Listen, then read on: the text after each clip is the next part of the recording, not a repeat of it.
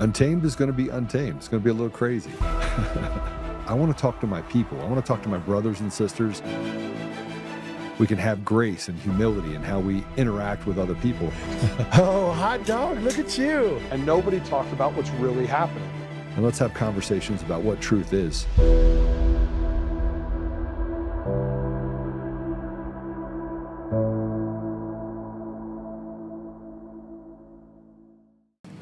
I feel like only in America can you need medical assistance that you can't afford to get. And in order to get government help, you have to make under a certain amount. So if you're someone who's like makes $60,000 a year, you don't qualify for any help, but you can't actually afford to get your child the services that they need. But if I quit my job and I go work for McDonald's, I can live off the government and then she can have the help that she needs. Make it make sense. Make it make sense.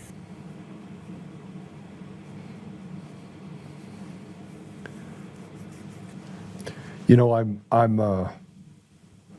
it's no secret that I care deeply about people like this woman. You make $60,000 a year, you can't afford health care. Health care is rationed to you by organizations that are paying out and collecting billions of dollars in profits. And they say, we're gonna push it towards this so we can push you to a place where you have socialized medicine, and then we can push up to what's happening in places like Canada, and they have socialized medicine where the first thing they do when they come to you and say, you have a broken arm, we think you should kill yourself. You have depression, you should die. There's no better example of how the World Economic Forum and this idea that they could kill off 90% of the population is actually something that is happening, and it all is centered on these faithless, godless people that are a part of a fraternity. And no, they're not all of them are Jewish. And I'm not even talking about Jewish or Jews. I'm talking about Jewish. I'm talking about people that are literally devil worshipers. Now, does that mean they're devil worshipers and they're Jewish? No. But there's a large conglomerate of people that hide behind other people. And it's led us to this place where you're not allowed to have conversations about it. If you're not allowed to talk about it, then the truth is somewhere around it. All you gotta do is smell it, you'll find it. But so many Americans are tired. You don't qualify for this, you don't qualify for that. 56 cents on every dollar. So that person, that woman that was just talking about makes 60 grand a year. She's like, I make 60 grand. But after you take the taxes away, she makes $27,000 a year.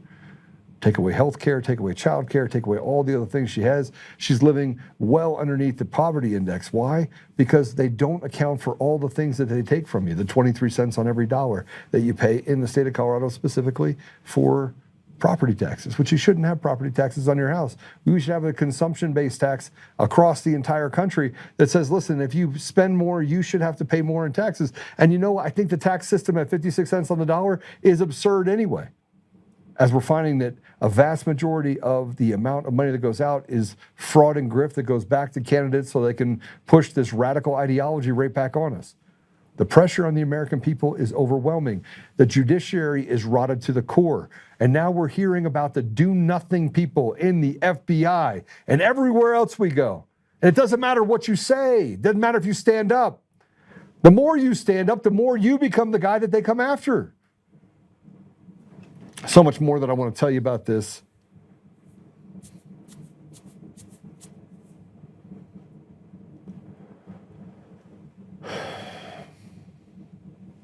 Congress has done nothing for the American people. Judges have done nothing for the American people.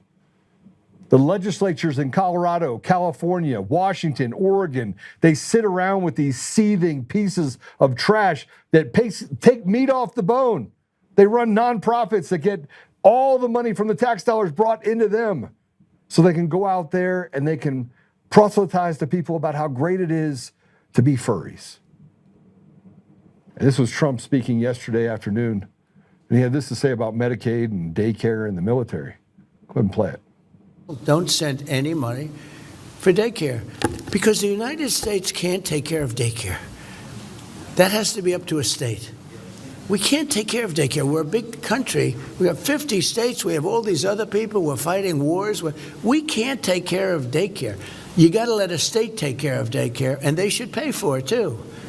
They should pay. They have to raise their taxes, but they should pay for it. And we could lower our taxes a little bit to them to make up for, but it's not possible for us to take care of daycare, Medicaid, Medicare, all these individual things. They can do it on a state basis. You can't do it on a federal. We have to take care of one thing, military protection. We have to guard the country. But all these little things, all these little scams that have taken place, you have to let states take care of them, Russell, and you have to do it.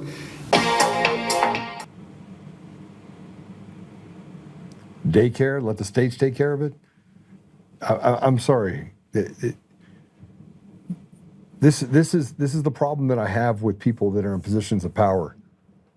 They don't understand the plight of the person that makes $25 an hour, 60 grand a year, 80 grand a year. Let the states take care of it. When you don't have a system where you can actually elect people inside of the system, when you have a system that's so rife with corruption that the people you end up with are just a bunch of people that do the biddings of special interests and lobbyist groups, you end up with the idea that, yeah, the states can take care of it. Raise your taxes. Raise your taxes. Raise your taxes to what? For what? Raise your taxes for what? Spoken as if there is any part of this that makes sense when you're talking about 56 cents on the dollar and the amount of money that goes to others that is stolen from the American people. We're slaves. This is a slave state. But we got to fight our wars. We got to have military protection. Military protection does not mean destroying the sovereignty of other nations. I put up this post. Go put it up. We're going to get to our guest too here. And I'm sure he has lots to say about this.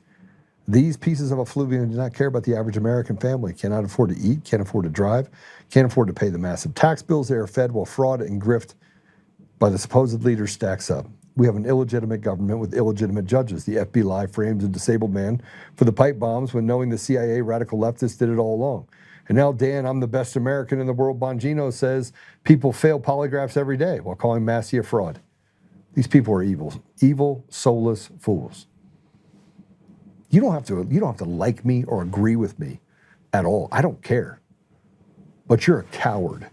You're a coward if you can't stand up to an FBI that would frame a disabled man and then try to justify what Dan Bongino says. The guy that says, I'm going to be around, I'm going to outlast you. You're shit, Dan. You're shit. Oh, I can't say that because they'll block me on the good old Rumble a little bit more. It doesn't get any better, does it? I put up this as well as I ripped into the fraudulent elections. The leadership in our country is one big crime family with ripped up fraudulent elections. The judges are enforcers, and we now are entering the phase where we take it all back as we are tired of being slaves.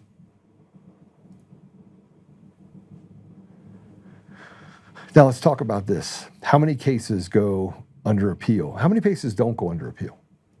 I've been fighting for Tina Peters for years. I've been fighting next to her, and I'm not the only one. There are so many good people. John Casey, her attorney, Peter Tickton, David Perry, so many good attorneys that have had her back, and so many good people. Linda Opines, who went out and, just so you guys know, and I didn't realize this is the case. I just found this out. Linda went and got her paralegal license so that she could become a paralegal, so that she could represent Tina Peters.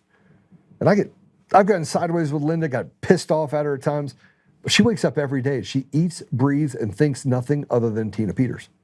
Say what you want. This woman went out and got her certification to become a paralegal just so that she could be there for Tina Peters. Hats off to Linda Opines. Hats off. I don't want to care what anybody says about her. And I got mad at her a few times. And it still comes down to this. She went and did what most people wouldn't do.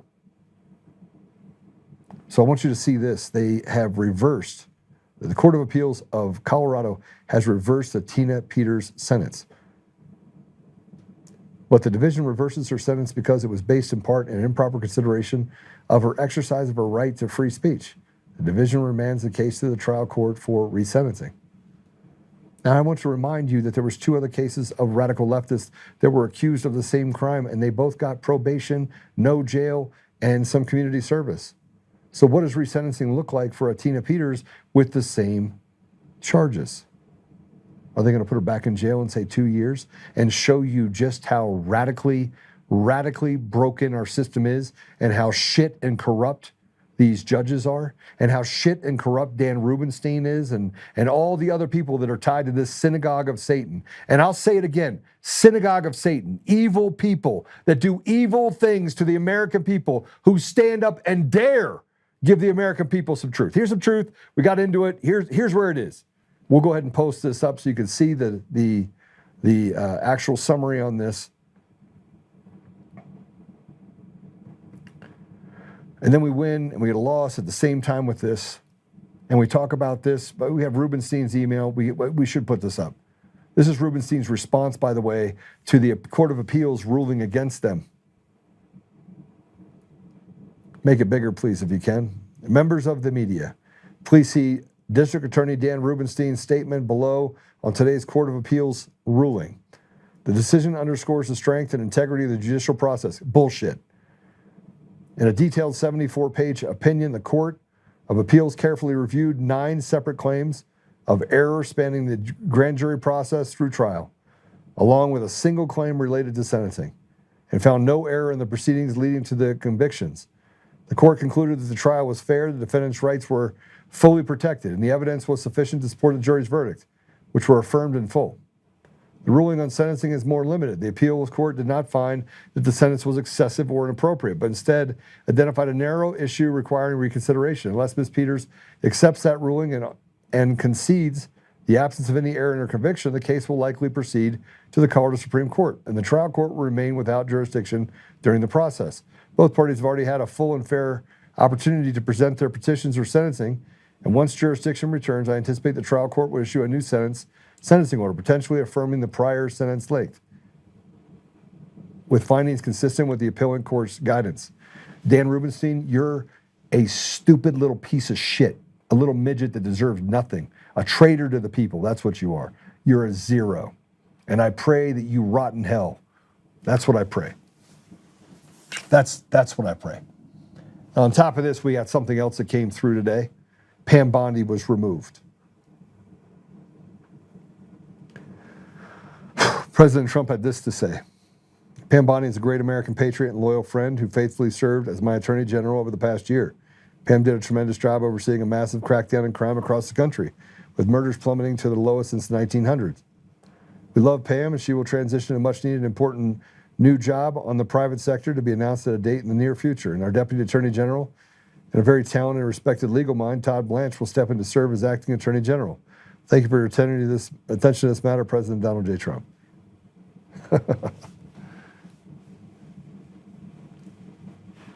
Are we conceding? Are we conceding? Are we being played?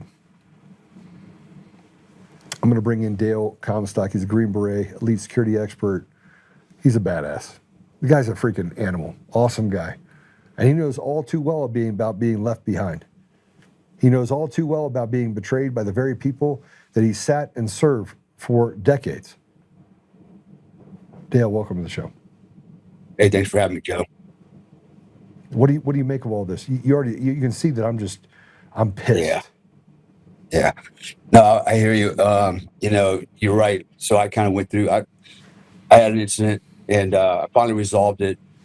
And it took one guy to do his job, and actually, apparently, he didn't get the memo that I was the bad guy. So he actually helped me out. And but I'm going through something else right now I can't talk about. But I hope in a few months I'll be able to bring this up, because I think this will impact, again, the American public. They need to know what's going on, and it's just one more bullshit play, political, and I'm kind of the pawn in the middle of this thing. But I gotta be honest, man.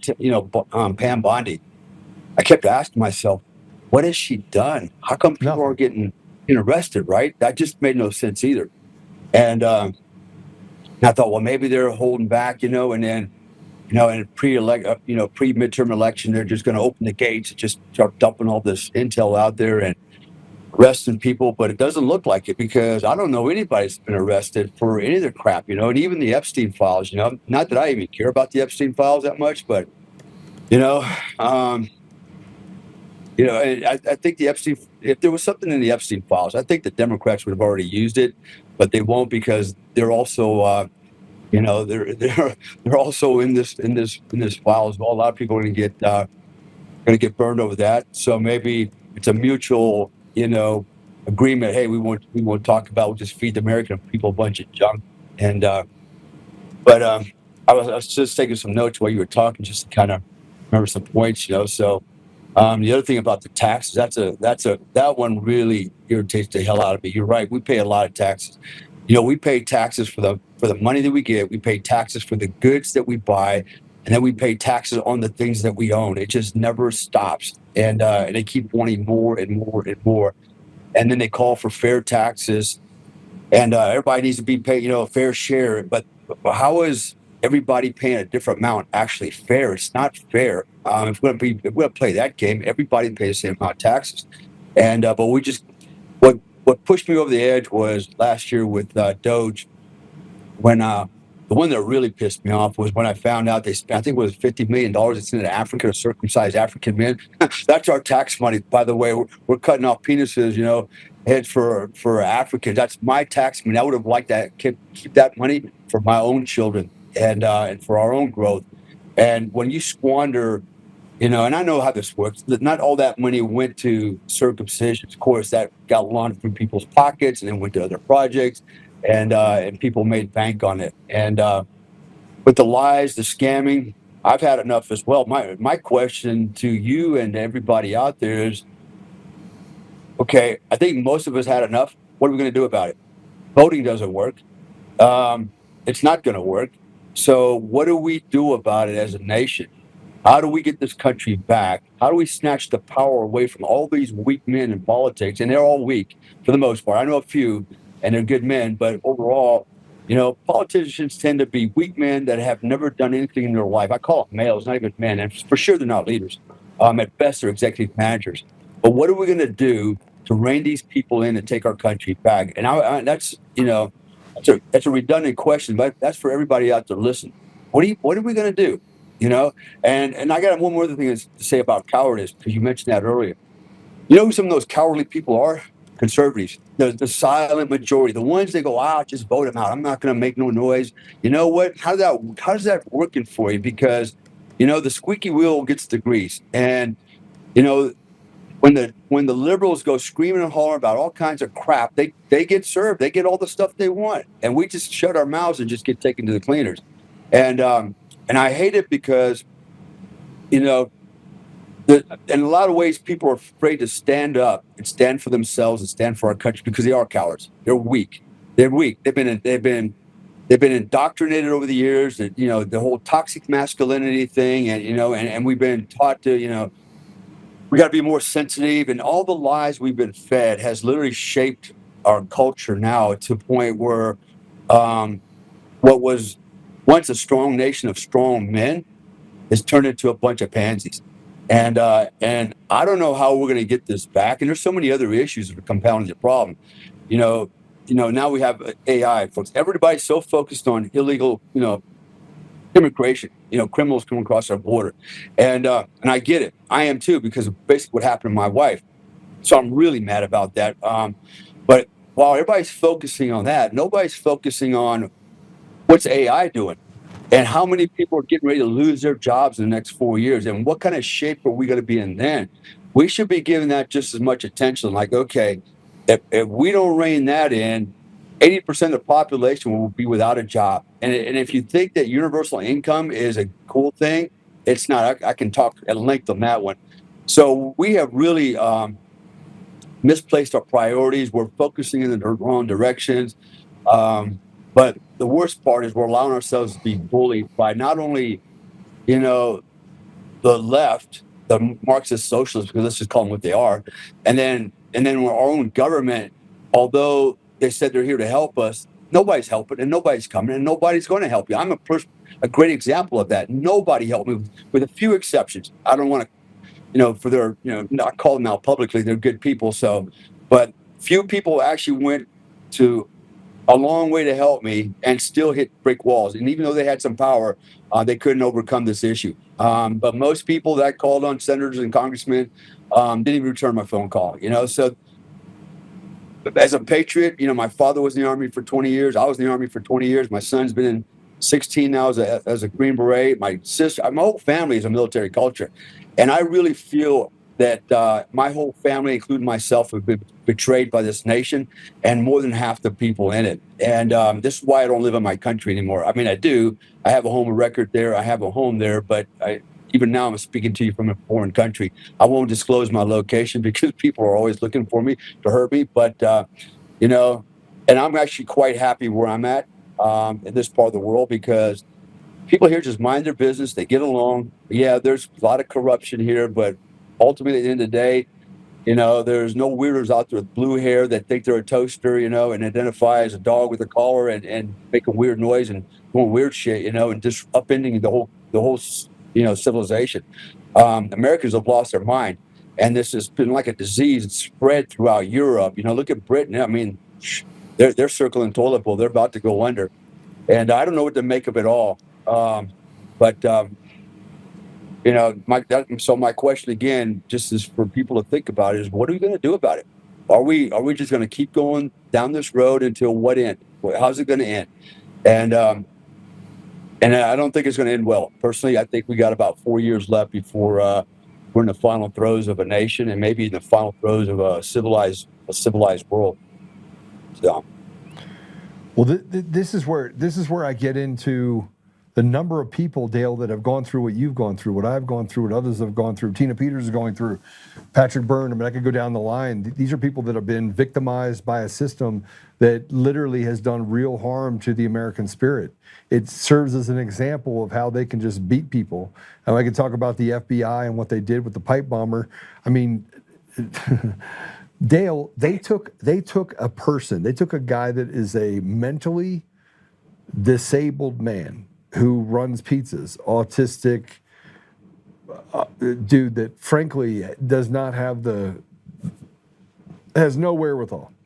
They took him, they framed him up because it came out that we found this CIA pipe bomber. So they framed this kid. And only by accident did the defense counsel for this kid find that the Kirchhoff, the CIA, the Denver police officer turned CIA employee, failed a polygraph on the two questions he was asked was, were you the pipe bomber and did you actually have any involvement in placing the pipe bombs? Failed both those questions in a CIA polygraph. How do you explain that, Dale? That our government would frame you up, takes things away from you, do bad things to you because you have this bloated government and then tell you, you're not giving me enough. Give me more, slave. Yeah.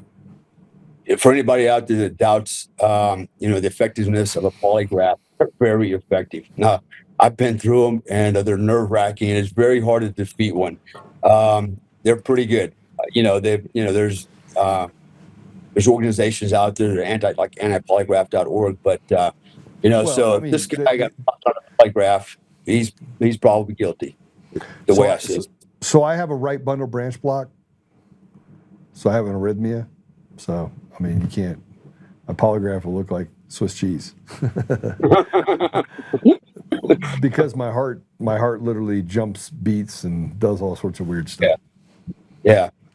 Well, at the end of the day, a polygraph can't determine if you're lying or telling the truth. It's the polygrapher that has to make that. It's actually a board. So the polygrapher, he can write his summary, but normally there's a board of people that will actually review it, and then they come to they make the decision. And it's not even lying. It's just showing deception, right? Basically, right. That's what it is, right? So, it wouldn't surprise me one bit that, this was all a setup. Over the years, I don't know if ever heard John Cullen. He's a pretty popular journalist, investigative journalist. And I got lashed up with him on some podcasts. And The guy's a hound dog. And we started looking really hard at a lot of things that have happened over the years, like, for example, Butler Creek, the shooting, the attempted assassination, Las Vegas shooting, Charlie Kirk. And I got to tell you, man, just through my analysis with him, there's a lot of lying and deception going on at the highest levels. And I am really concerned. I thought, surely our government wouldn't hose us like that. Somebody's hosing us, somebody's screwing us. And, and the lies that have been perpetrated, and I've seen the lies, and I mean, the facts were right there, and it completely discount them. Makes me very concerned. It makes me question what kind of government do we live in, or country do we live in now? And is it just our country? And I would say no. It's probably all the countries do something like this. And I don't think you can move anywhere in this world and find another place that's like utopia. It's just not there. Everything is on the verge of dystopia already. But you know, Butler Creek, for example, John Cullen actually testified there were two snipers.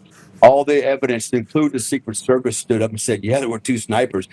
Have you heard that? No, they said, "Oh, get out of here. That's all BS. Get the hell out of here." Right? Nobody wanted to talk about stuff like that. Nobody wanted to talk about the Las Vegas shooter, right? They killed 50, including himself, 52 people. Nobody talked about the 3 Arab women that checked into the hotel with this guy.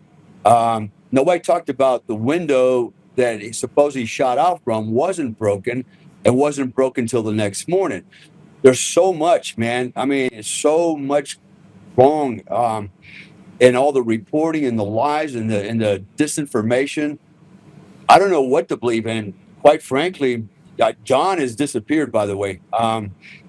Nobody's been able to reach him. And the only way you could reach him is through Proton Mail. And he coordinated a Zoom call with the guy because he won't give up his phone number. He won't give up his address. He's scared for his life. And now he's completely gone off the grid. I have not been able to reach him for the last 6-7 months. And he's running. He's scared because he knows that he knows too much and he's proven too much, and he's probably going to be, suicided. And that's unfortunate. Isn't that where you come forward though, and you stay as front forward and visible as possible? Well, he did, but something happened to this man because I know he and I had an opportunity to do a reality TV show, and he's all signed up for it, ready to go, and then poof, just disappeared. Something scared him. It makes absolutely no sense. But when people see Americans, man, they go to work every day. They do their little thing. They have no idea what the rest of the world looks like out here.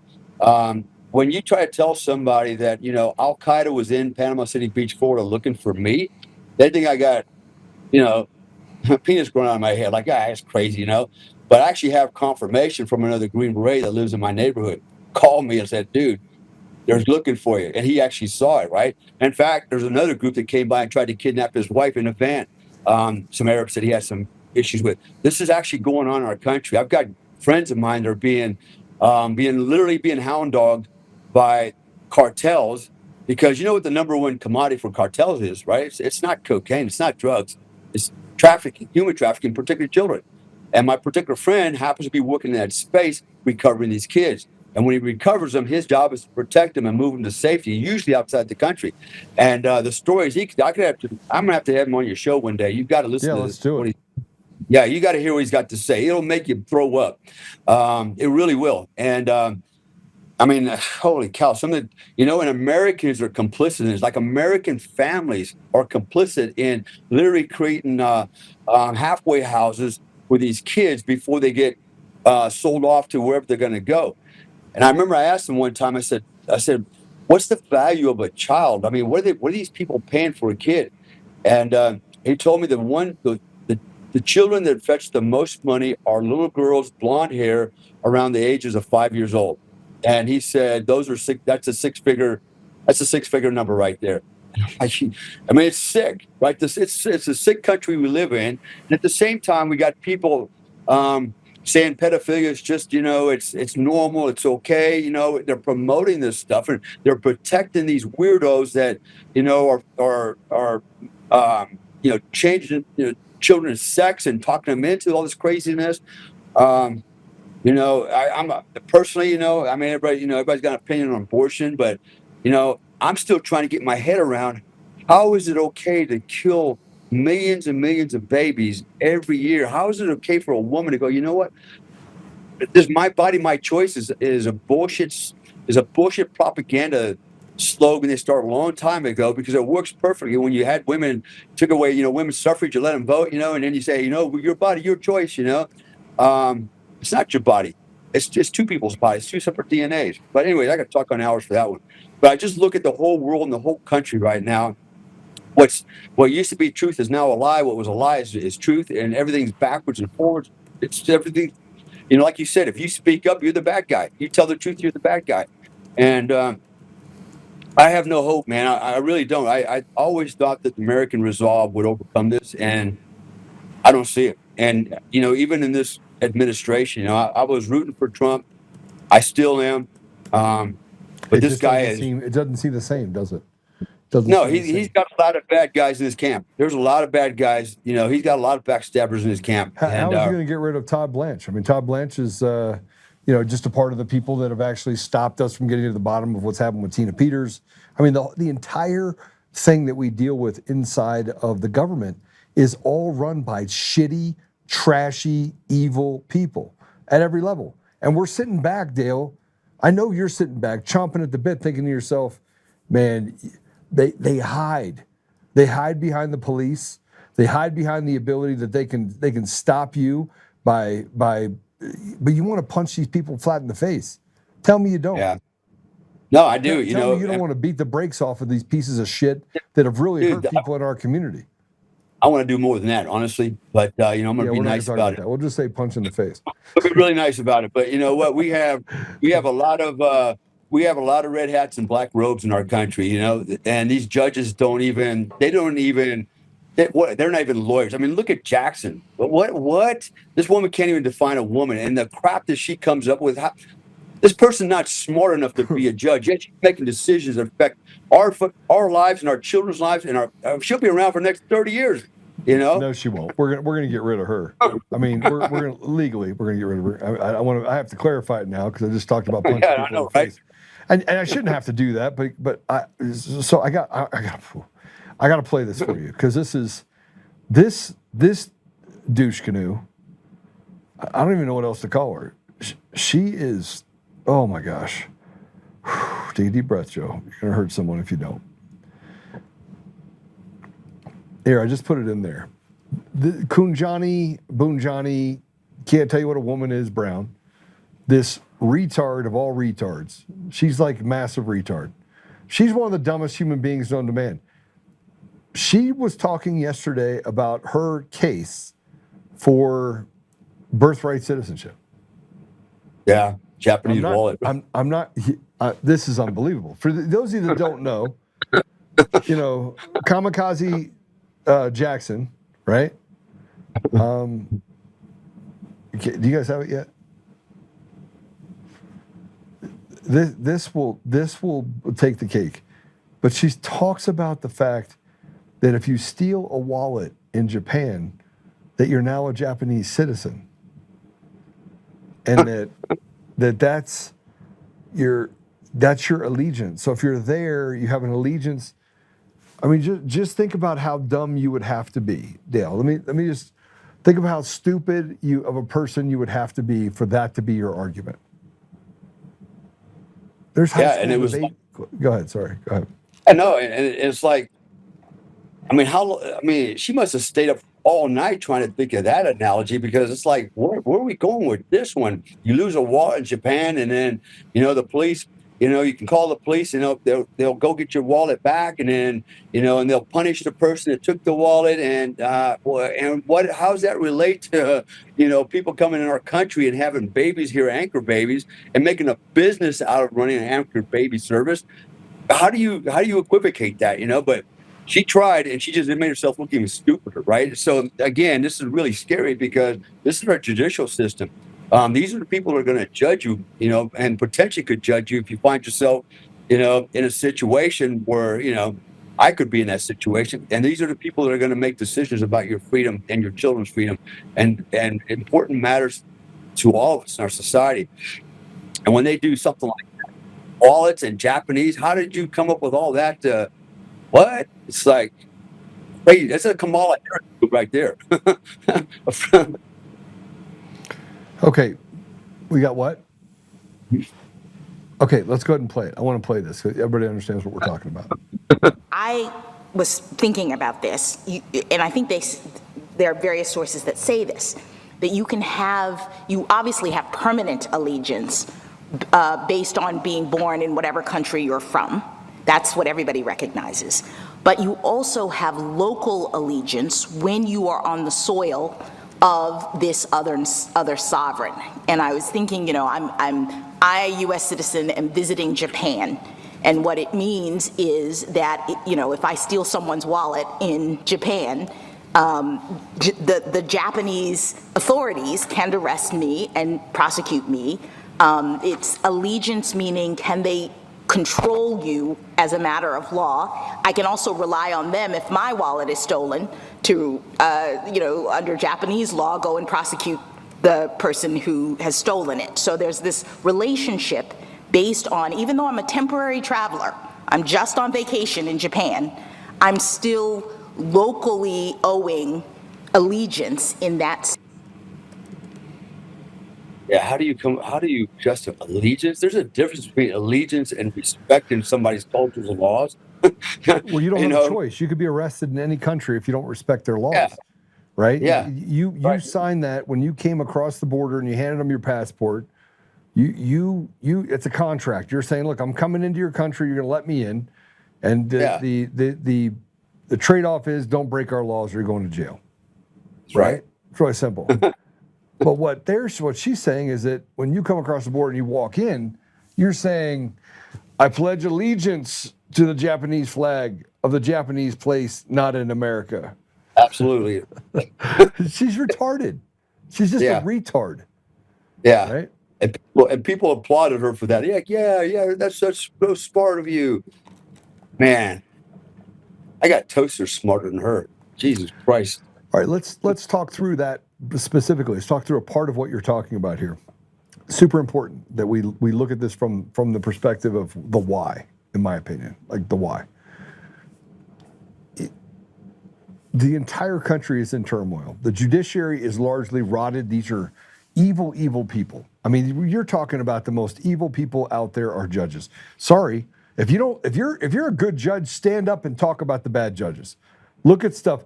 Go look at your counterparts, your colleagues' cases, and when they get it wrong, say, I don't know what the hell he's thinking. Like, this is ridiculous. This is bad for us, right? So there should be some review, and people should be able to kick judges off the bench, period, end stop. There shouldn't be any lifetime appointments to a federal judge. That's absurd, in my opinion, okay?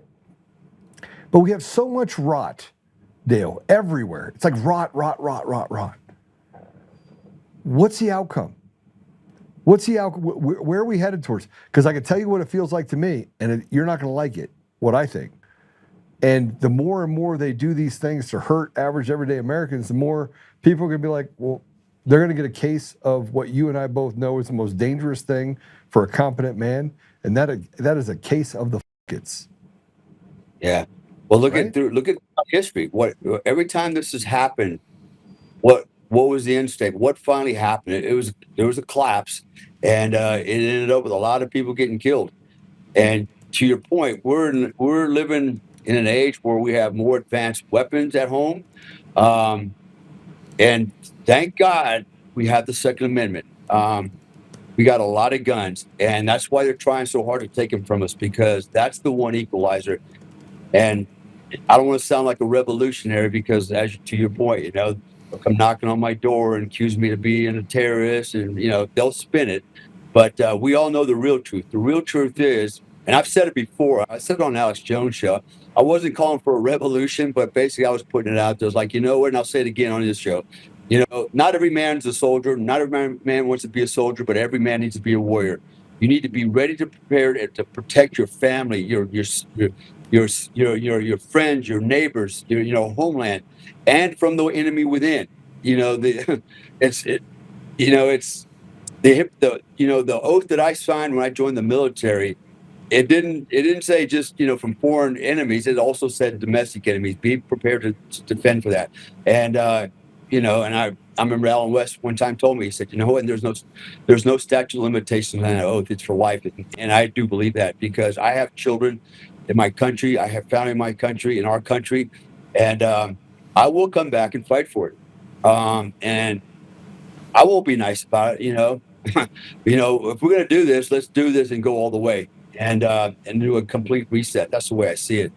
But who knows? Yeah, I think it could go to that, but actually, I don't think it will. I personally, this is where I differ than you, because I think we've been so brainwashed. Men have been so escalated that and then as you watch the economy starting to collapse, the as things AI comes along, there's going to come a day where I think a lot of men are just going to lose their will.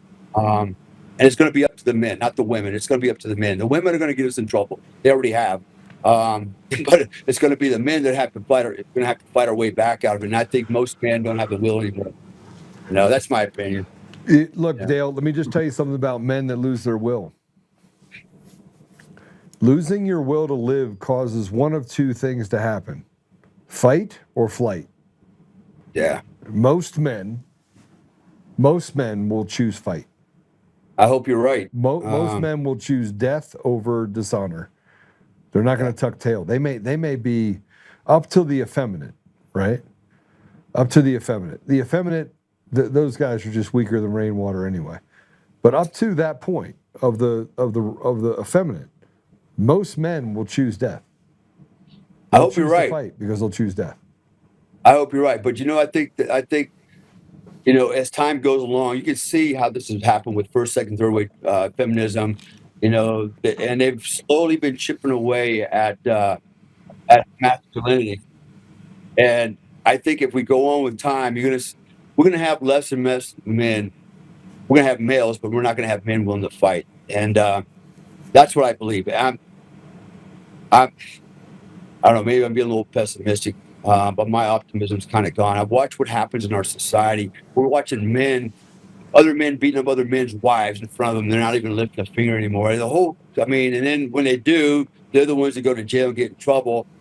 What do you do, man? I hope you're right. I wish men would grab their sacks for a change and start pushing back hard. This is why I get mad at conservatives, because I'm a very conservative guy, and I watch people conservative men being beat down and just walking away. It's like, push back, push back, stop taking it in the ass and start fighting back. And they're just not doing it because they're being brainwashed, because that's not what you're supposed to do. It's not nice. Be more sensitive, Violence doesn't solve anything, which I beg to differ. Violence solves a lot of shit. And so, Hey, listen, I don't know, man. I've never seen a bully that got punched in the mouth decide to be a bully much anymore. If they know the consequences of being punched in the mouth, they think about it twice. At least they think about their target a little bit more. Well, that's true, but we're talking about mobs, not individual bullies, right? So that's different. We got the mob mindset that we have to deal with. You ever watch the left? We have to create our own mob. Well, thank you. You said it. You said what I'm thinking. This is what I've been trying to tell people: is we need to stand up and start pushing back as a collective. Men need to grab their sacks and do the right thing, because the government's not doing it. Law enforcement's not doing it. They're placating you, taking your taxes, and say, yeah, we'll handle it. And it never gets handled. This is why we're in this place. It's time for good men in our country to take this country back. That's what needs to happen. The only way it's going to start is when we stop rolling over, especially to the lefties. Punch them back in the nose, punch them 3 times. You said it, and you're absolutely right. We need to create our own mobs. And this is why I got pissed off when I started off with, the right, the silent majority. They're a bunch of cowards, all right? Oh, we're going to be silent. We're just going to vote them out. That's how that shit worked the first time with Trump's election, right? Well, you can't vote people out because you don't have control of the elections. They're all fraudulent. Exactly. Right? So you're trying to make a fraudulent election work for you. It just doesn't work. Exactly. It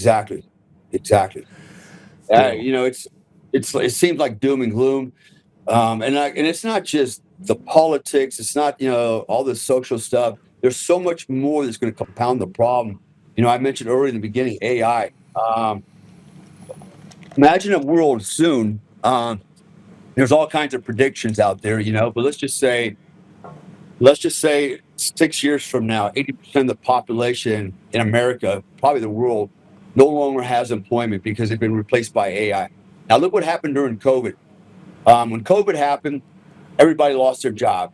And they were like, oh my God, what am I going to do? Because they had one job, and that job is now gone. And they're sitting at home going, please, give me my $2,000 supplemental check, right? It's not like that's going to go a long way.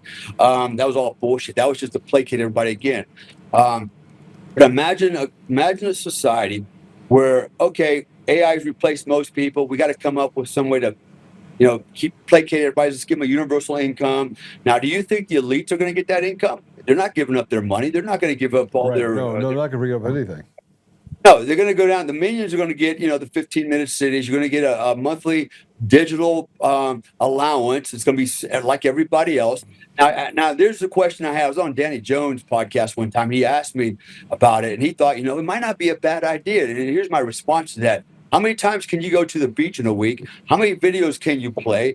How many times can you jerk off? And here's the problem, just like in COVID, right? When men don't have the ability to provide, protect, and build anymore. All right, this is where you said earlier, it's almost a form of dying for a man, and you have a choice: just die, wither away, and die off, and be, or cause trouble. And I think it's going to go that way. And I can see a government where, hey, you can have all the alcohol you want, all the drugs you want. I don't see how that will be a good thing. It sounds really cool, like, oh, it's a utopia. I don't have to work. I get to sleep in late. Bullshit. It might be great for the women and kids, but for men like me, I'd lose my damn mind. I would lose my mind, and I would go out and stir up trouble. In fact, I would try to overthrow the government. I'd teach them a lesson. I'm not going to sit back and live a life like that. It's not in my DNA. It's not in most men's DNA.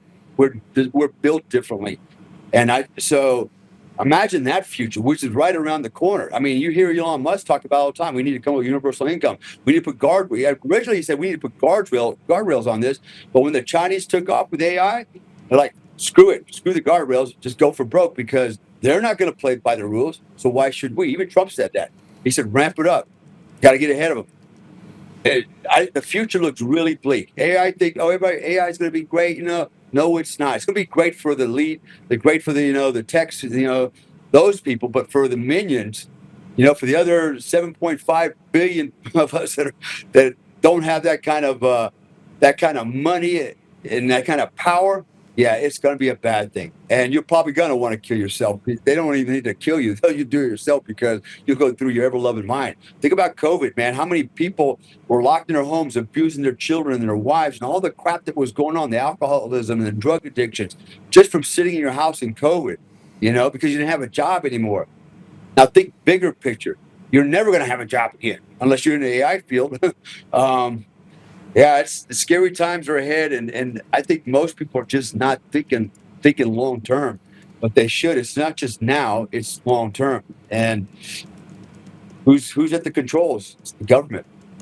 It's controlled as the government and the elites. These monkeys in the World Economic Forum.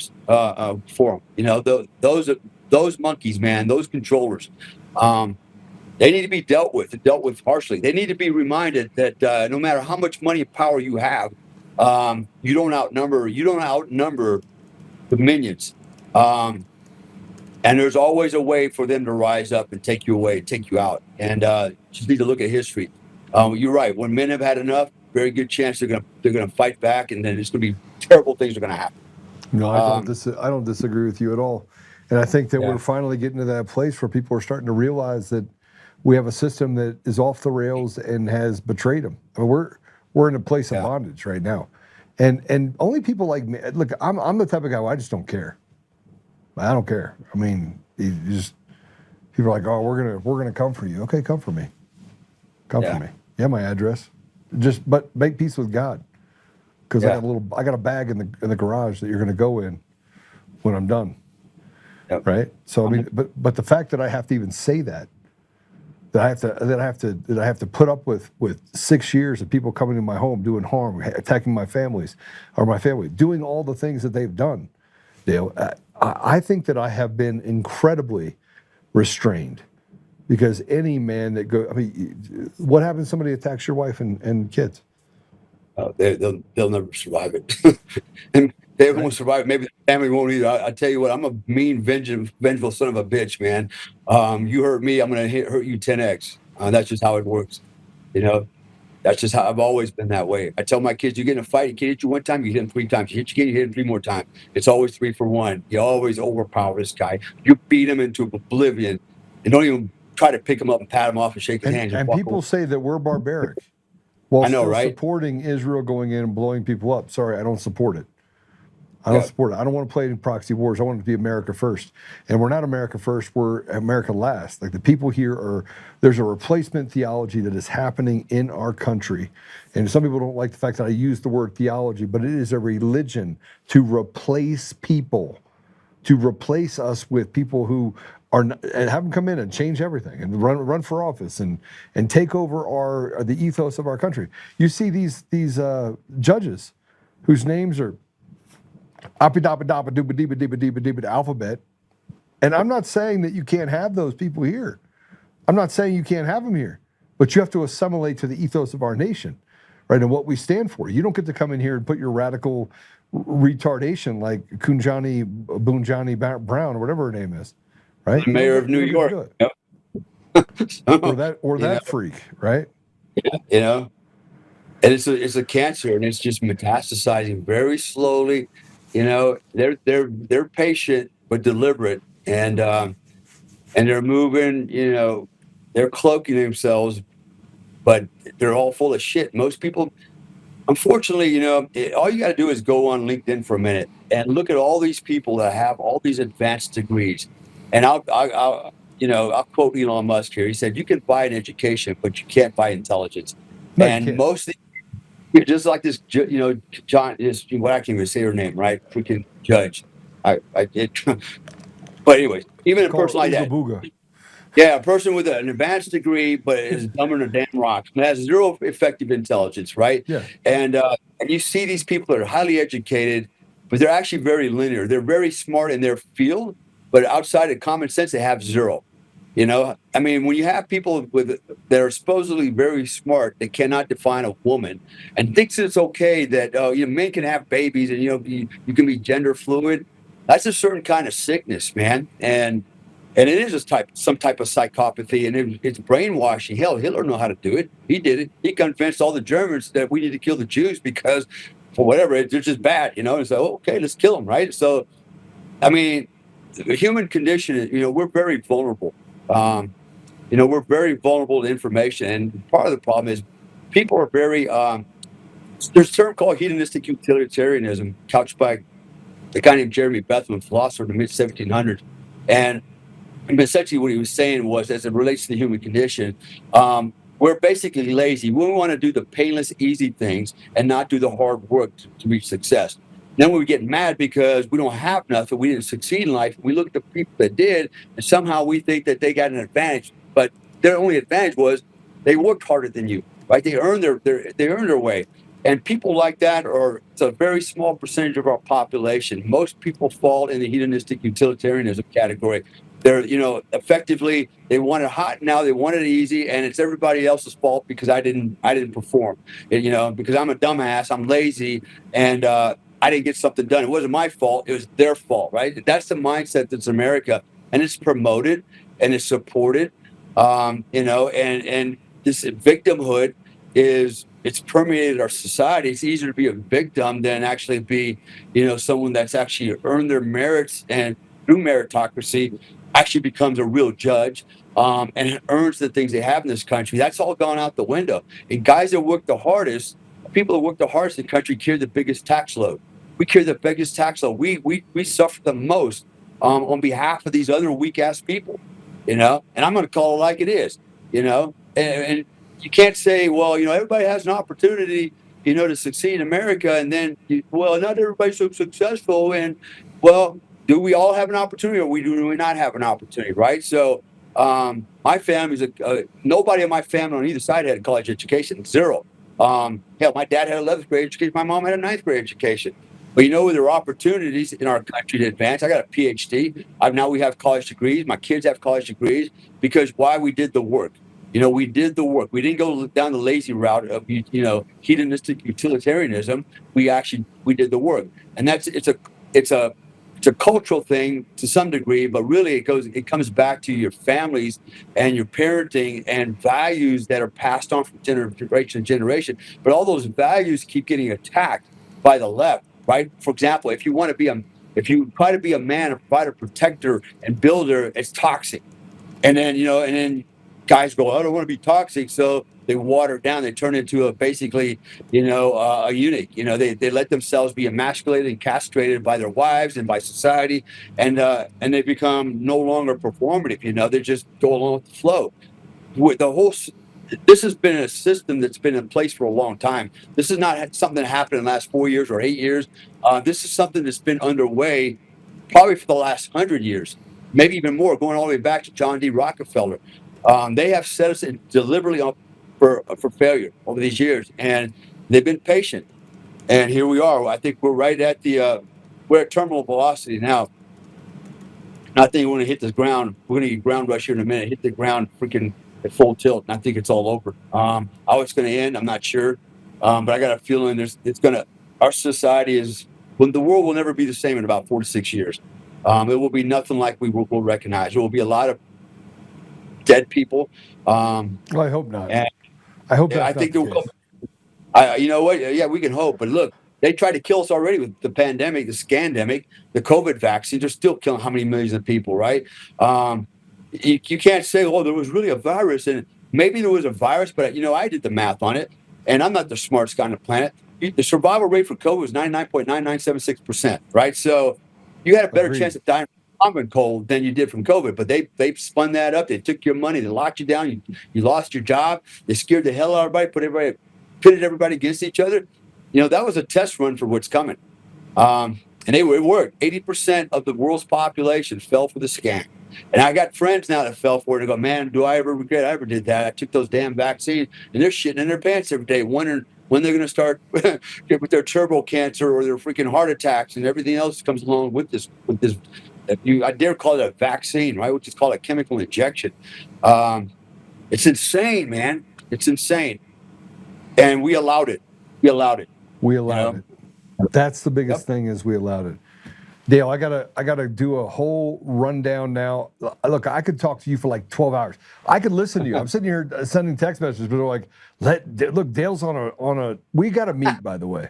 When you come to the United States, we got to make sure that I have you in studio. I need you in studio so we might get in trouble. There's a high probability we might do some planning. I got whiteboards. I mean, I got deck boards. I got it all, and I got an arsenal. I'm not saying that we would use an arsenal, but we can go out and shoot a little bit. Let's see how good a shot you are. See how big a boy you are. See if we can, have a little fun. I would love that, man. I remember when I went on the Alex Jones show before the election, I bought a one-way ticket because honestly, I didn't think I'd make it back to the airport to go back home before I got arrested because I wasn't sure what I was going to say.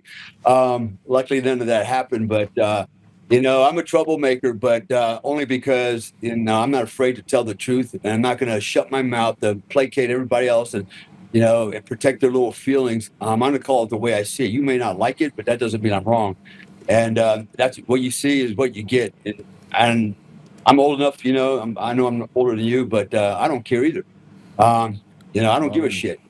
I mean, look, so, you're not that much older. I mean, I don't know. Well, how old are you? 63. All right, you're a little older than me. But I promise you, you're just as feisty as I am. Oh yeah. I'm still a warrior, man. and I think that's what people need to understand is you're a warrior till you're not. And that's on your dying breath. You're going to get down and smell that dirt, right? It doesn't matter. Right. I'll come back as a centurion. There you go. Right. I'm going to come back as a gladiator, man. It'll be a lot of fun. My wife says it to me all the time. She's like, yeah, why are you training like this? Like, why do you train? And I go, I got to make sure that I'm still as fast as I was. And I hate being slower than that.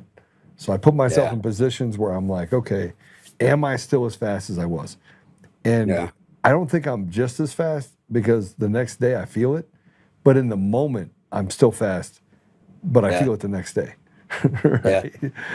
Yeah. Well, you know, you got to keep training, man. Age is just a number. Honestly, it's just a number. I go out, I run with my 19-year-old son every day, and I run like I did 30 years ago. I lift weights every day, heavy weights. I'm doing a lot of bag work. You know, you're only as old as you allow yourself to be. And honestly, I want to be around as long as I can and be viable as I can for my family. And I'm not doing my family any good if I'm weak, sick, on medicine, you know, hopping around in a freaking wheelchair and a cane. I'm not doing that, man. I'm a fighter, and my job is to provide, protect, and build. And God damn it, that's what I'm going to do until somebody kills me. And good luck with that. All right. All right, I got you. Dale, thanks, brother. I appreciate you. I'll be praying for you afterwards. God bless you. Thanks for coming on. Thanks for being here again. I'm rejuvenated, and I'm telling you right now, one day we're going to be shoulder to shoulder taking on some bad guys. I can see it. I can feel it. I know, man. I know. Who's going to be the general, me or you? You can be the general. Hey, look, I know how to serve and I know how to lead. I don't mind being in any position. All right. But as long as you let me go through the door first, we're good. All right, we're good. All right, you got it. All right, God bless you, brother. All right. Appreciate you. Bye-bye. All right. Dale's one of my favorites. Actually, the thing is about GBs, guys that have seen fire, is that they're great to talk to. They're fun to talk to because they truly serve. He doesn't know anything other than service. It's just who he is. It's his DNA. So I look forward to seeing him in person. Stephanie's on. I got to get Stephanie on. We're going to talk about Tina Peters. We had a lot to talk about. We're talking about the pipe bomber today. We're going to get Kyle Seraphin on. But we have Stephanie Lambert on here, who, by the way, is being attacked in ways. I was talking about that thing from yesterday. We got to have this conversation. Stephanie, welcome to the show.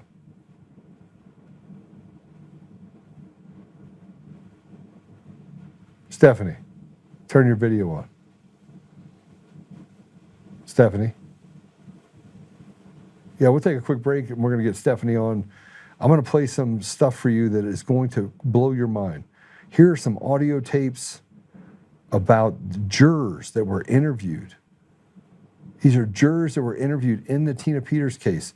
You want to know how corrupt this case is? It's so corrupt all the way to the very top, from the governor of Colorado to the attorney general to that piece of shit Dan Rubenstein, who should rot in hell. I mean, he's a devil worshiper, so why not? All the way down. We'll be right back.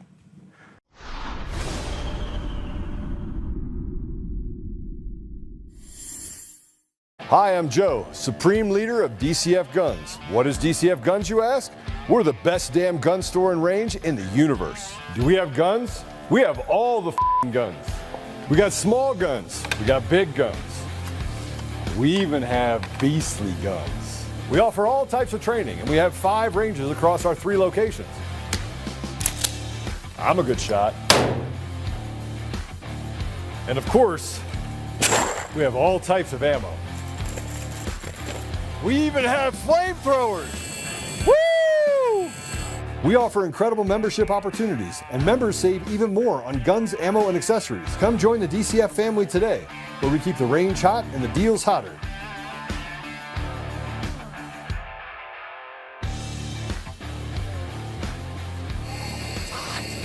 Hi.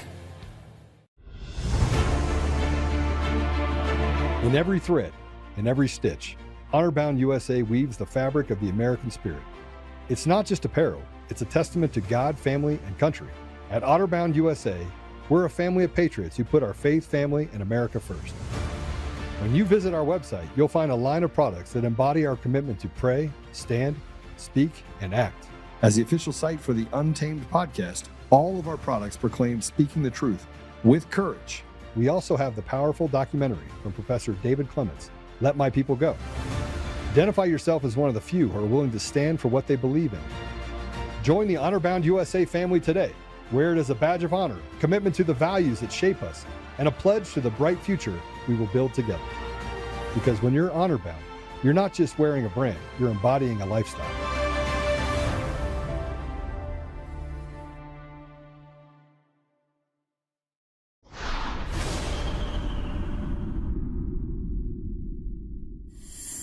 So, by the way, I was trying to look for a picture of Stephanie Lambert in a bikini. I'm still trying to find it. Hold on, I will find one.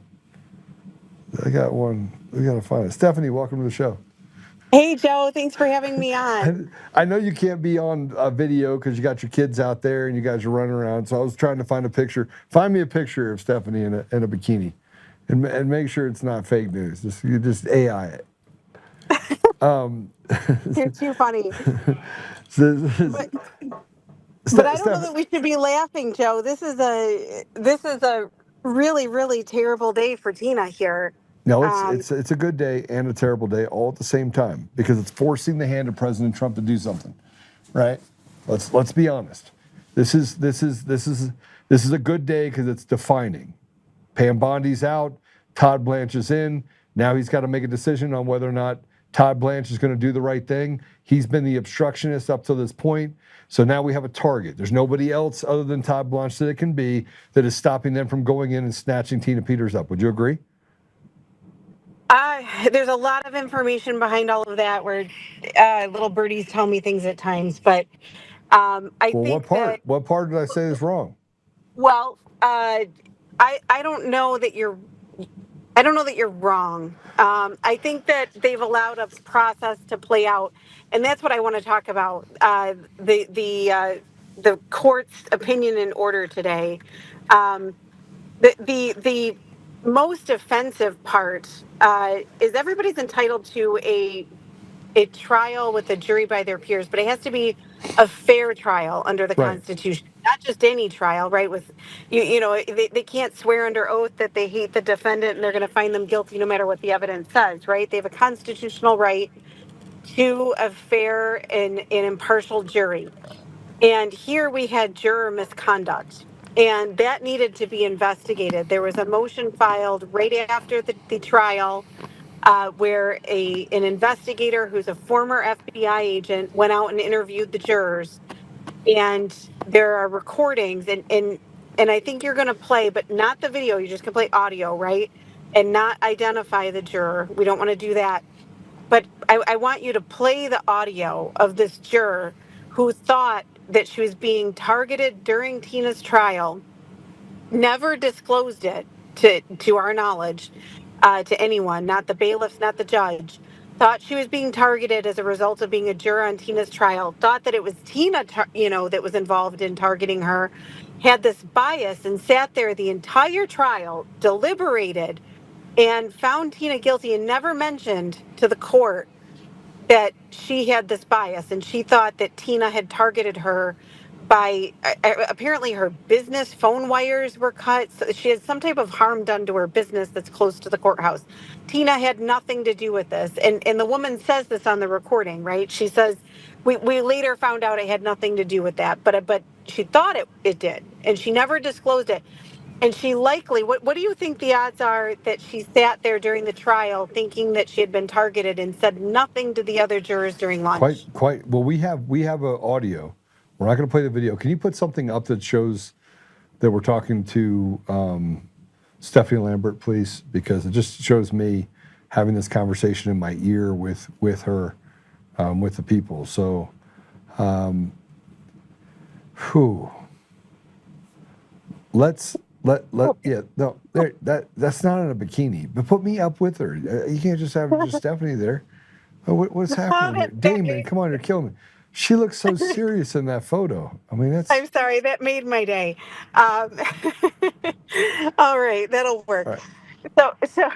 So hold on.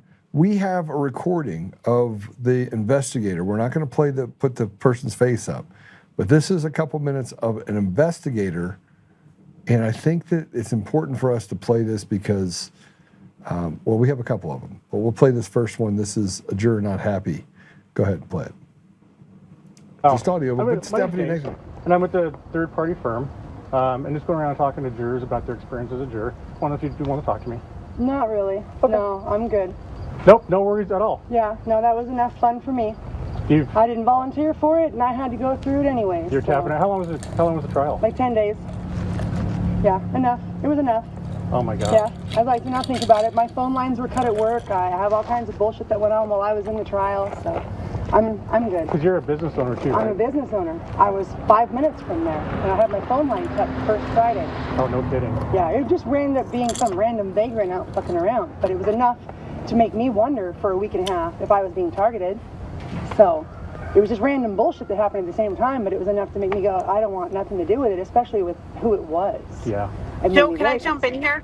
So as far as it Yeah, goes, I'm good. Yeah, a lot of politics around it, and I know, not. So I think the recording is sitting next to a microphone.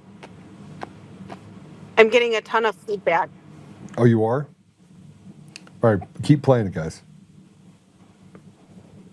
That's why when the phone line got cut that first Friday, I was like, done. and a lot of changes within the law and case law has been established since then. So Yeah. we're just really curious to kind of hear your experience, but you're totally Yeah. fine. No, I'm good. You're like, I am more than good. No, I'm more than good. Like I said, I had my phone line cut. It cost me $4,000 before that following Monday because I had to have a phone. My shop had to have a phone. It was a shit show. And the company I've been with for like 10 years couldn't be bothered to come out for a whole week. Like, so that's regardless of the other stuff. Like, it was just lots of fun. And then you can't be on your phone sitting as a juror. Couldn't even can't worry take care of about work. business. I had to worry about her bullshit and stupidity she did. Yeah. So, Cool. All right. Well, I appreciate you guys' time. Yeah. Thanks for Thank you very chatting with much. me. So, hey, enjoy the rest of your weekend, guys. yeah.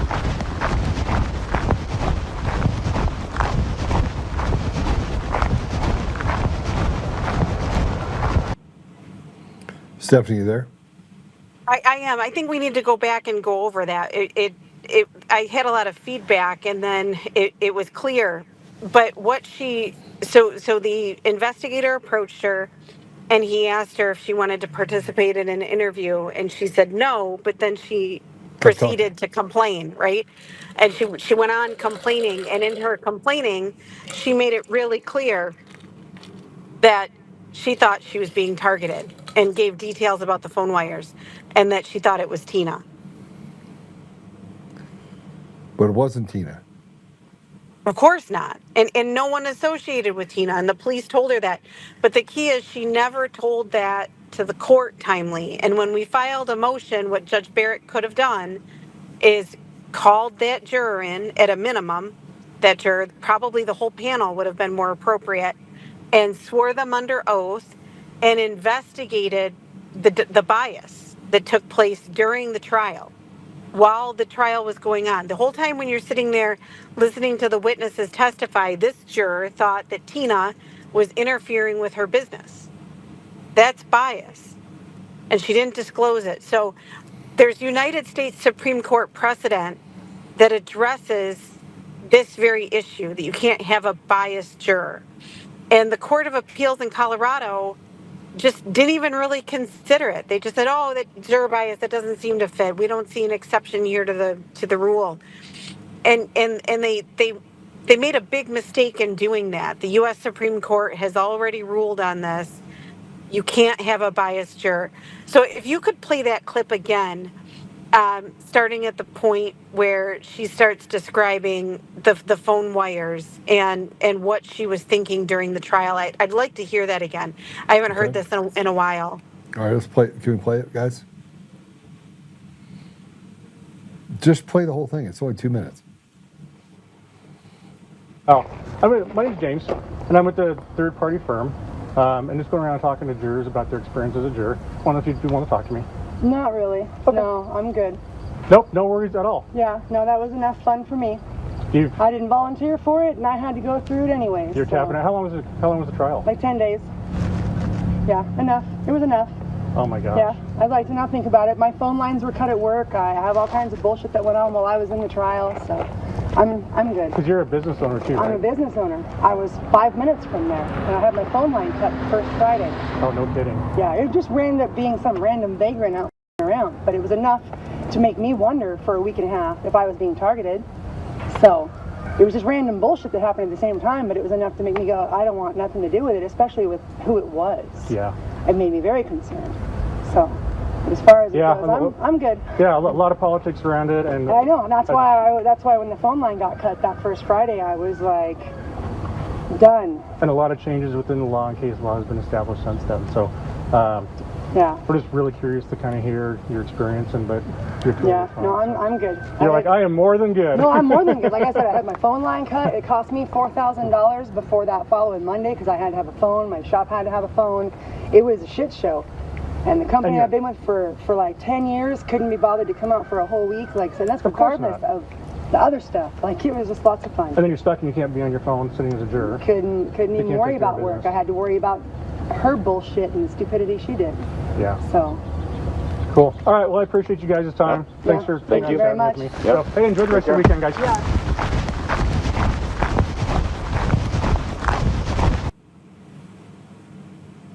Joe, to me, that's clear. A week and a half, she sat there. A week and a half, she sat there. She didn't mention it to one person. They're given instructions when they're sworn as the panel that if anything comes up there to notify the court. She never notified the court.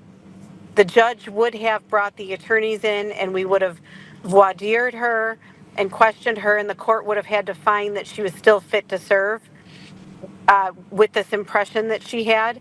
There were alternates that could have deliberated in her place that she deprived by keeping this to herself and not informing the court. It's really clear. She thought that she was being targeted because of this case, and as she put it, given who she was, meaning Tina. She had bias. She had her opinion about Tina formed before she went in to deliberate, and that is exactly what the Supreme Court says cannot happen. You have to be an unbiased juror and listen in a fair, impartial way to every witness throughout the trial.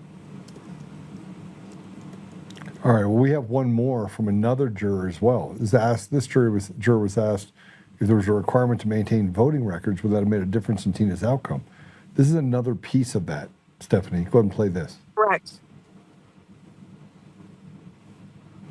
And by day number 3, I was just so tired of courtroom procedures. And the first couple days, you're kind of running off adrenaline. It's kind of fun, and then it's not. Yeah, it was definitely interesting though. It was a different experience. I never been in a courtroom like that for any reason, so that was definitely different. Yeah, sure, no, absolutely. So with Tina, if there was a requirement to maintain election voter records, would that have made a difference for you in the imaging process of that if she had a legal obligation to protect those voter records? Would that have made a difference for you?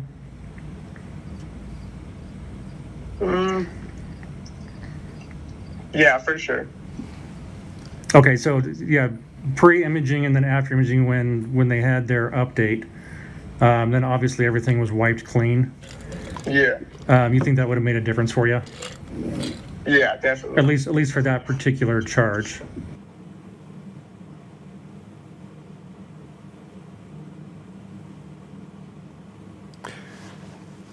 Stephanie, he basically said that he would not, that would have made a difference if the evidence of her defense would have been allowed in. That's right. And the court in its opinion today, called the Attorney General's statement during the rebuttal closing. Remember, the prosecutor gets to close twice. They do their opening, closing, and then the defense responds, and then they get a rebuttal. And the defense doesn't get to get back up and correct anything. So that's the last thing the jurors heard was a material misstatement of law and fact from the Attorney General. And in the Court of Appeals opinion in order today, they referred to it as fleeting. And no evidence that impacted any juror's opinion and outcome of the case. And that's not what this juror is saying right here. He's saying, wait a minute, had I known that was a legal requirement, I would have ruled differently. I would have come up with a different opinion. It absolutely impacted Tina's case. And that's why these jurors needed to be interviewed by the court after, as it related to the bias, because we would have discovered some of these things timely prior to sentencing. But remember, she was sentenced October 3rd, right before the election in November, a month before. And what the court said today is that Judge Beret inappropriately killed her free speech and enhanced her sentence. And that's what he was intending to do. He was intending to do that. And not only to just Tina, to every clerk in the state of Colorado. And it probably trickled over. It was a national media case to the entire country. It scared every clerk just weeks before that election. So how are we going to get to the bottom of this? Well, this is still going to be a process. We have to meet with Tina and discuss this entire long opinion in order, but it's just really disappointing that this key evidence that the court didn't consider. I mean, as you can see, these recordings are compelling. These are not jurors that. But here's a let's just get to the point of the appeals court. The Colorado Appeals Court, all the way up to the Colorado Supreme Court, these are the same people that found that that President Trump should be removed from the ballot and was overturned by the U.S. Supreme Court 9-0. These are not functioning good people. These are they all play ball together. It's like and I know you hate it when I say this about it, but the Colorado judiciary is rotted to the core end to end. Well, the United States Supreme Court has ruled on this issue before, and actually on a Colorado case. There was a juror bias issue that was brought to the United States Supreme Court. I don't know, I think in the 80s, I don't have it in front of me. But it was the same issue, and the U.S. Supreme Court said, no, Colorado, you got this wrong. It has to be a fair and impartial jury. And the person got a new trial. So it went all the way up. So it's really frustrating. I hear you with your impressions related to the court being unfair. I think they took a long time. The decision is not well thought out. It certainly doesn't go through everything that was raised by Tina in a thorough manner. For example, these juror recordings and what the jurors had to say about the trial. And she should have had this reversed and remanded because she had jurors that were biased and had a new trial on each and every count. Okay, so the problem with this is that Dan Rubenstein is saying accept it, and we'll go to sentencing, or you get to get more pound of flesh against you and have you stay in jail until this is adjudicated. Well, I don't want to comment on next steps because Tina has to be involved in that, and there's different strategies we might not want to talk about right now until they're executed. But this isn't the last say, obviously, and there's issues that absolutely have to be dealt with. For example, there's precedent on the Secretary of State's authority. She's the executive branch in Colorado. And we saw a number of these cases throughout the country where there were executive orders that created criminal penalties, right? The court didn't sort through any of that in its opinion and order.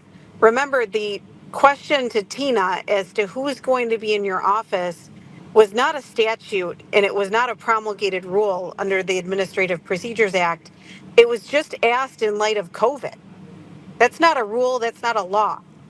So the Secretary of State's authority to demand that answer from Tina is what this entire case hinges upon.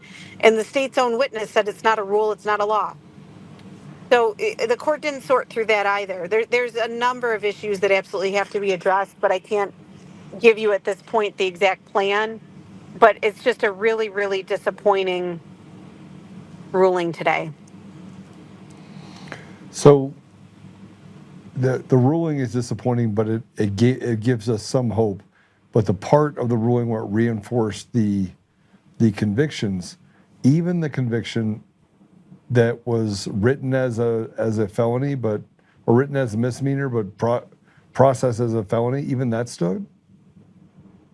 Well, the court addressed that in the Tina's initial brief that was drafted by a number of attorneys, I think didn't properly state the law at the time of Tina's case. It referred to the code I think you're referring to in place now. And I think that's the issue you're referring to. That's not the critical issue. It's a fair and impartial jury. That's the key issue that the U.S. Supreme Court has said unanimously, this goes back down for a new trial if you don't have a fair jury. And then number two, they didn't opine on the fact that the Secretary of State didn't have a rule or a law, right? Like, so there has to be a legal basis for the question. If the Secretary of State walked up to Tina in a grocery store and held up an apple and said, "Is this an orange? Is it orange?" And Tina lied to her, that's not lying to a public official, right? So these nuances the court did not sort through. And then don't forget, Gerald Wood perjured himself throughout the trial, lied, was caught under oath lying, and the Attorney General's office hasn't done anything about that. Well, they're not doing anything. I think that's why people, we were just talking about it with Dale. That's why people are pissed off. They're finished, right? They feel like they've been put in this position where no matter what side they turn to, and it doesn't seem to get to a place where the American people we can see it as obvious as in front of us. It is obvious. I think the wheels of justice move slow, and I very much believe that they are methodically looking at everything with fresh eyes, and I think there will be a process that is pursued with the government. If you're asking me if I think that all of this will just be ignored, I don't. Yep. All right. Well, Stephanie, we got more to talk about because I haven't reviewed the entire filing for Tina Peters yet. It feels like that both sides are. I mean, it at least give us some closure on what's happening with the appeals court. Now it can go to the Colorado Supreme Court, correct? It could. There's actually a mechanism to go to the United States Supreme Court, and this is a important issue related to the pardon that was issued to Tina. That the Supreme Court would probably want to weigh in on and consider if they think it's valid for charges that arising from the state of Colorado. But Stephanie, can the marshals now come in and take Tina out of the jail and be like, we're done? Well, I don't want to talk about what the government could or could not do. She's a federal witness. That I'll say. Absolutely, all day long. She has evidence pertaining to things that the government has under investigation that the government's already said that it's investigating. So what they can and should do, I'll leave that to the government to resolve with the government of Colorado. But it just has to go step by step at this point and as fast as possible. A motion at a minimum to get Tina out right away, now that it's getting remanded down to the trial court, needs to be filed. Because she's entitled to new sentencing, and she can have bond pending appeal and show up for sentencing just like she did before. So that needs to be filed. Okay, so we got lots of stuff to work on with there. We talked about yesterday the Dominion magistrate, special master, D.C. court stopping information related to crimes committed and saying that you have to return and destroy that. I didn't clear that with you before. Do you want to make any comment on that, what we talked about yesterday? I think I should come back on and talk about that, but I don't know. Have you told your audience anything about that order? I did yesterday. I went through it yesterday. I read it on the show yesterday. Sure. Well, I'd like to come on when I have my answer prepared to that. But I'll just say, you cannot order anyone to destroy evidence of a crime, or manipulate it, or move it, or interfere with a witness. That's the law. You can't do it. So let me prepare that answer, and I'll file it, and then we'll come on and I'll talk about it line by line. But okay. Even a federal judge cannot order someone to commit a crime and destroy evidence. All right. Right? I agree with you, but they did it to Virginia Giuffre in the Epstein deal. That happened, saying that she came about it the wrong way. And again, we see more crimes committed by people inside the government, and they are going to let it happen. Or pseudo-government, whatever you want to call it, Dominion employees, Eric Coomer specifically in this case, When are we going to? We just got to get to the bottom of the justice part, Stephanie. This kabuki theater that we go through every day. They say it's difficult. It's not difficult. It's only difficult. It's only not difficult when they want to basically throw the book at you like they did Tina Peters. I think, Joe, things are moving. They're moving slow, but they're moving, and we've talked about that in the past. But it's just really, really, really frustrating. This court order that doesn't deal with the important points that were raised by Tina, not the supremacy clause. I mean, it just kind of dismisses everything quickly and doesn't thoroughly analyze it. I'm really disappointed. I was hoping that they were taking their time to write a really thorough opinion and order, and that's just not it. Apparently, it doesn't matter if somebody says that they thought that the defendant was targeting them throughout the entire trial and didn't say anything to anyone. Apparently, that's precedent that the Colorado Court of Appeals is okay with. So any juror can be biased against someone during a trial. They never have to disclose it, and then that person can go sit in prison. That's ridiculous. So I'd like to see you have some defendants' rights groups on your show, liberal people and liberal attorneys talking about how that's not how that works. And in any other trial, you'd get a new trial. No, I agree with you fully. And given that opportunity, it would be better. But I feel like that these bad people are sticking together. Stephanie, I hope to have you back on again so we can walk through all of these different cases, including what they're trying to do on the Coomer case, which is they're trying to keep Peter Tickton from representing me in the Coomer case. Why is it that they go for sanctions on everything and create problems there? They lie with impunity. We're just supposed to put up with it. They got a protection order against me, and they took all the things that I've said, including me doing this, and I'm going to do it again, that I carry a gun everywhere I go. There's a gun right there for protection, and that somewhere along the line, me doing that is threatening to these snowflakes. Well, you lawfully carry a gun, and that's the point. That's what your business does. You have a procedure in place where you educate people on how to follow the law. That's what you do. You follow the law. And so you asked a question on why are they attacking the lawyers? It's because they need to, okay? Things have changed over the past 4 years as to who's in charge and the former Biden corrupt agenda that was taking place. There's a funny saying, that they teach lawyers when they're young lawyers. When you've got the facts on your side, pound the facts at trial. When you've got the law on your side, pound the law at trial. And when you've got nothing, pound the table. That's what they're doing. They pound the table. They're pounding the table. They and at slandering. This point, that's the only thing they can do. They don't want to actually go to court on the merits, right? They want to distract and attack the lawyers. That's their only move at this point. This is crazy. Well, I mean, and they've done it to me. $160,000 in sanctions I've paid. And the special master in the case in Denver is some radical leftist piece of trash that works for the JAG that now is just throwing willy-nilly stuff out there. It's completely against the law, but throwing it out there, and the judge is like, yep, oh, that sounds good. Some gay judge that walks around putting like rainbow Care Bear stickers all over his door. It's crazy. Stephanie is crazy. The whole thing's crazy. You have not told me the Care Bear sticker story, but I'll have to do that another time. But I hope we return to what we've always known, where we can respect the institutions.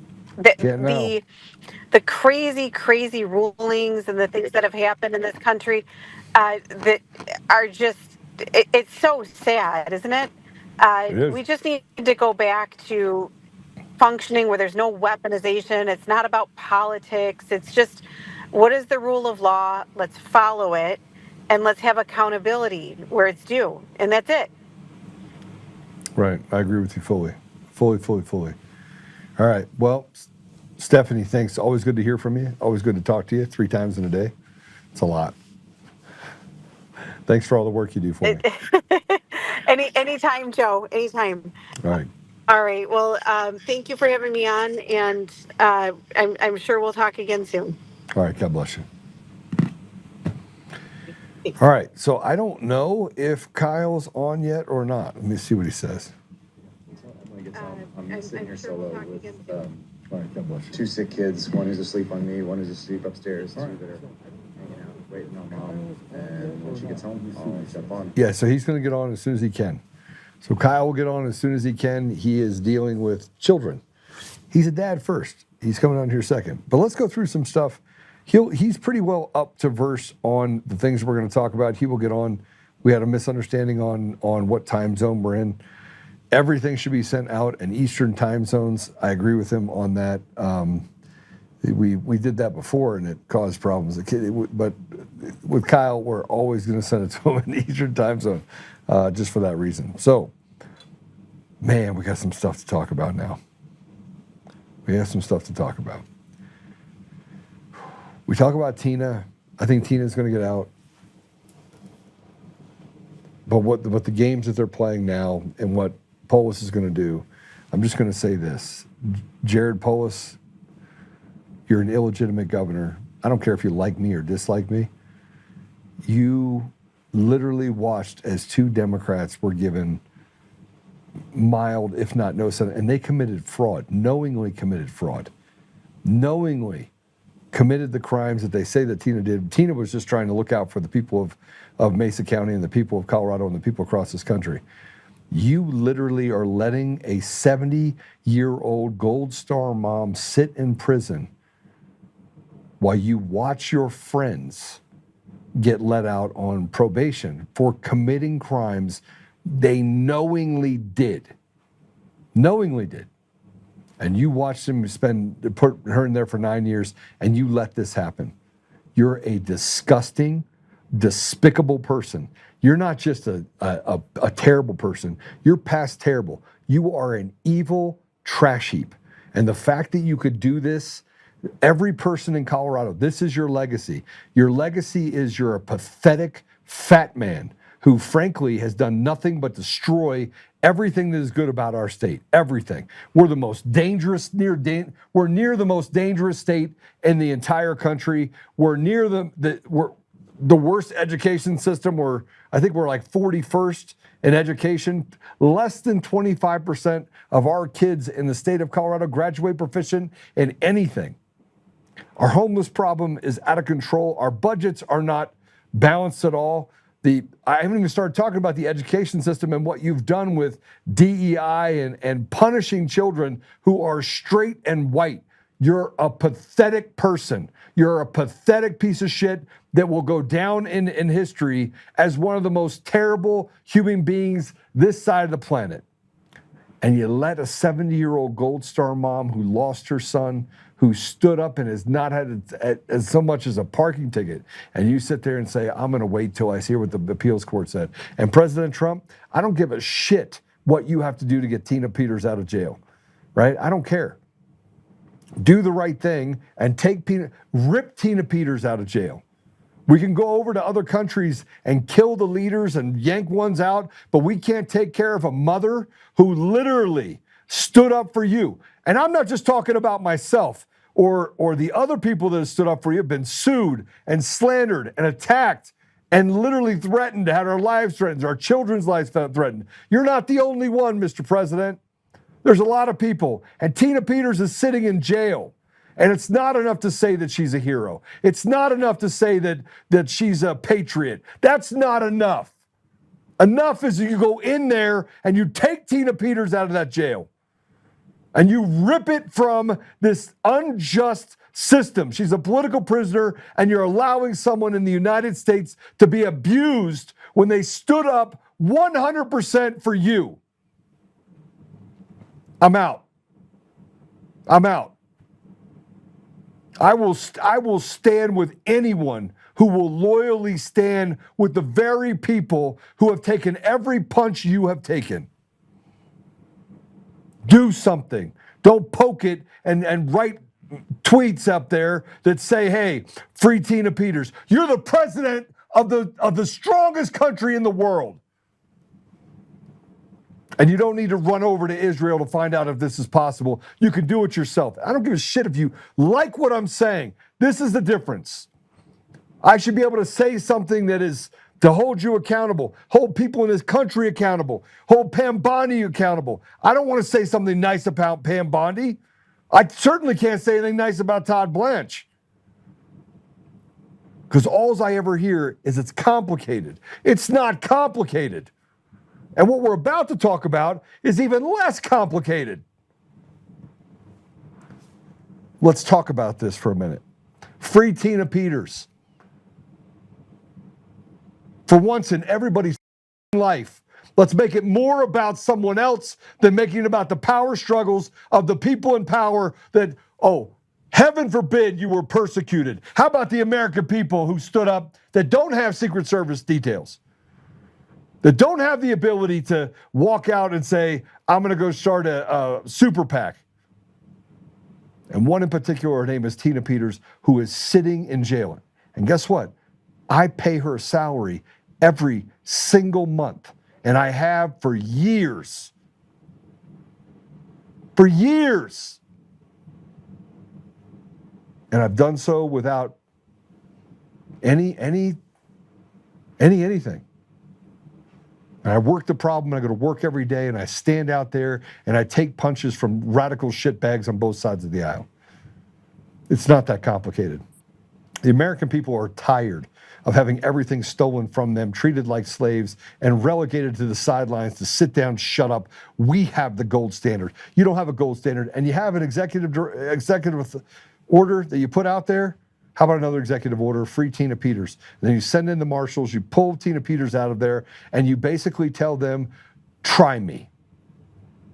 And then you get to the bottom of the Christopher Gregory case, which includes bribes paid and things that were overstated and covered up by Griswold and Weiser and Polis, and you put an entire team on getting to the bottom of what they did in this state to cover up crimes that were committed by them and people on the Colorado Supreme Court. You arrest them.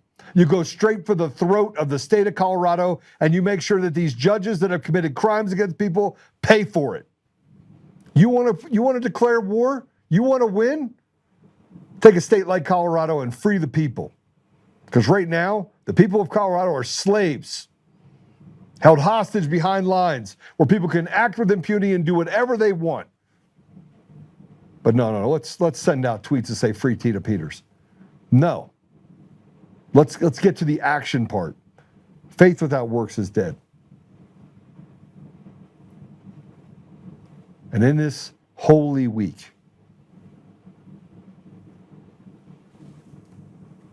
we have done nothing but dishonor the very people who have spent years fighting for people that obviously would step over them and piss on them just as soon look at them. It's disgraceful. And that brings me to, obviously Kyle's going to get on. He is on? Yeah, just get him on, please. Kind of past it, bro. How you doing? I'm good. I miss your face. It's good to see you. Outside of seeing your podcast, it's really good to see you. Yeah, good to see you too. You're on one. I feel you. It's a rough week, man. It's a rough week. It's been a wild week. I've got nothing but sick kids. I've been fighting sickness. My parents are sick. We just visited them last week. So just watching all that, it's like Holy Week has been a rough week for years in this house. And this March, April season has been rough. I don't know if you know this, but like the day after Easter in 22 is when they took my badge. So that's when my suspension started. I know that. Yeah. And so a lot of this, like this in my calendar, this season, to make sure that's the day that I'm like there. I literally have a plane ticket to fly in. I was going to come surprise you. But then you said your kids are sick, so I'm like, maybe I won't surprise them. Yeah, no, you don't do that. I mean, obviously it's on the lunar calendar. April 23rd was the time in 22. It's earlier Easter this year, but it's rough, man. No, I thought it was the 21st. Hold on a second. Could be the 23rd. It was the 23rd. It doesn't make that much difference, but I think that's what it was. Seems right. Are you looking at when was Easter in 22? We talked about this on a show, and I put in there that it was the day they took your badge. Yeah, I guess it was the 18th was the day they took it, and the 23rd was when they called me back in. That must have been the Friday when they gave me the 18th is when I paperwork. took it. The 18th. Yeah, because I have a flight in on the 17th. I was literally going to surprise you and come down. And Don't do it. Why? I mean, you can come surprise me, but you don't need to surprise me. I was literally flying in, and well, they better be well by then, man. If we're still sick in 2 weeks, they'll be terrible. It's been kind of a long couple weeks, but I'm just watching the madness happen right now. I'm so tired of people saying that something's going to happen and it doesn't. Rule by tweets thing. It's horrible. How many times that I've had people that are as close to the pin as possible that call me and say, "Hey, Joe's ever," and then I get a phone call last week and they're like, "Joe, you have no idea what chaos is. It's absolute pandemonium." And there are people that literally are sabotaging things on a daily basis, that they are literally walking in and throwing hammers down and lighting fires and doing everything they can to distract President Trump. And just before he actually... I know, you like Trump a lot. I don't care one way or another. I care about outcomes. And what I see is an old man who's tired. He's never been more tired. He's never been more old. It's starting to catch on him. That was the dumbest speech I've heard. I listened to that last night. I was like, who's the audience for this crap? He bragged on things. There was a drinking game someone just sent me, and every time he said that like no one's ever seen before, the guy drank and the guy was hammered, but in 9 minutes, because it's a 9-minute long speech where he said it 20 times. That's like alcohol poisoning for a grown up. It's tough. It's tough listening to him. Like he does the old shtick, and he's bored with his own shtick. He's like, those are B-2 beautiful bombers, the most beautiful bombers. It's like, what are you doing, man? Like, go do the things you said. You have a domestic agenda. There were 20 promises. You made them to the American people. We all believed you. You don't need to get all of 20 of them done. You got to make progress on some of them. The top 10 should be a no-brainer. Make America affordable again. You don't go bomb oil countries. You don't go pick a fight with somebody that can't. They said it yesterday. They didn't have the range to be able to hit anywhere in America. So what the hell are we doing going after ballistic missiles? Why are we engaged in a fight that's not ours? I mean, it's just all that stuff is gross, man. So anyway, the Tina Peters thing, everybody's got their own fight. That one's pretty nasty. As you said, he's tweeting about it. Yeah, it doesn't make sense to me. Is that what serious people like? No, if I told you, you just take it. If you called me up and you were like, "Hey man, I got a real serious problem," I go, "What is it?" It's like, "I can't get to Denver and my wife's sick and I need to get up to Colorado. I'm in San Antonio. Can you help me?" And I go, "Yeah, let me put out a tweet real quick." You tell me to go pound sand because that's a stupid thing to do. That has nothing. I'd be like, "Oh, well, I got the ability to either buy you a plane ticket or I'm going to come drive you myself if we got to get it done. Like, we'll make it happen, right? We can hire a car. I can do it myself, or I can pay for a flight. We'll solve that problem as needed. I'm not going to write to the internet about it. It's just such a bullshit way of governance. It's such an unserious organization. We look in and we've got unserious people doing the most serious things in the entire world. They fired Pam Bondi today. I got notice of that happening hour or two before it happened. I had some other people reach out and tell me last week. Yeah, well, people are telling me Kash Patel's next up, and it could be today, and it could be next week, and there's like some conflicting things. But there are people that are in positions that know stuff, and whether it happens or not, like I don't even care. We have unserious. We just lost the Homeland Security Secretary because she took a $250 million to do dress up and to share advertisements in an image campaign so that she could run for president, which is what everyone's been telling me from DHS for like the last 18 months. And then right after that, we exposed that her husband was wearing fake silicone boobs and paying chicks to watch him, beat it. And then we find out that the FBI director has a porn account that got hacked by the Iranians in 24, and they just now decided to embarrass him. So we have FBI Director Spider Cash on X videos logging in while he's flying in the private jet. It's like, can we just have some grown-up adults in a Republican administration? Would it be so hard to hire people that don't cheat on their wives, that are actually married and they meant it and are in adult ages doing adult things in adult ways without all this like villainy? And the answer is like no. So anyway, it's hard to watch it, and then you watch some of the really evil shit. Like you watch what's been going on to my friend Steve Baker. People think all these people are the good people because they tell them what they want to hear. Where's Glenn Beck? Glenn Beck said that the story that my friend Steve Baker introduced, this goes back to October of last year, was the most damning scandal in the history of this country, certainly in the last 100 years. Those are Glenn Beck's words. You can go find them on an AI search. Very easy to find. Brought on my buddy, told him that he evaluated the story, and then he started getting phone calls. And the people from the administration called him up. and he abandoned his principles immediately because they're all gutless. They have absolutely no sense of honor. They have no sense of principle. They all want to be close to power because there's a ton of money in telling people what they want to hear and not telling them the truth. And so what do? They fired Steve Baker. They fired Steve Baker yesterday for doing the right thing. They're going to settle with a woman who failed a polygraph that the FBI saw. And they're going to send a mentally disabled guy. You know, he's a high functioning autistic guy, but he's not right. And here's the crazy thing. People in his neighborhood, federal agents that live next door or within the, you know, a few feet of this guy's front door know that he doesn't have the mental wherewithal to accomplish the task that they claim he did. And it took 2 hours to break him in an interview room. Meanwhile, a woman who actually showed deception was indicated as being deceptive by an FBI polygrapher who does it for a living. That lady was immediately ignored within 6 days because they needed a better, more convenient patsy. And by the way, my analysis, I do analysis the same way the Intel people do, high, medium, and low confidence. I assess with very high confidence Dan Bongino didn't even know that Shawnee Kirkhoff was polygraphed and failed it before he started going out there making claims that he was going to pay for her defamation lawsuit.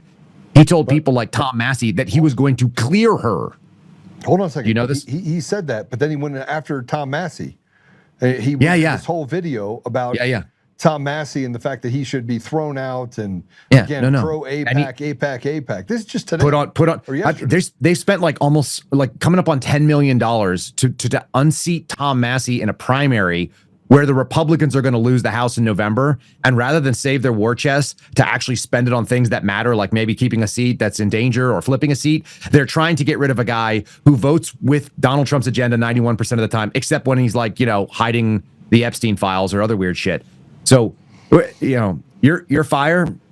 I'm beat up today. I've done too many hours of this. I spent 2 hours explaining all the court filings and the intrigue this morning of how insane it is that our government is imprisoning a 30-year-old dude who doesn't have the mental capacity, doesn't have the physical wherewithal, and as far as we could tell, wasn't even in the same place as the pipe bomber on J6. After 5 years of searching, they came up with nothing.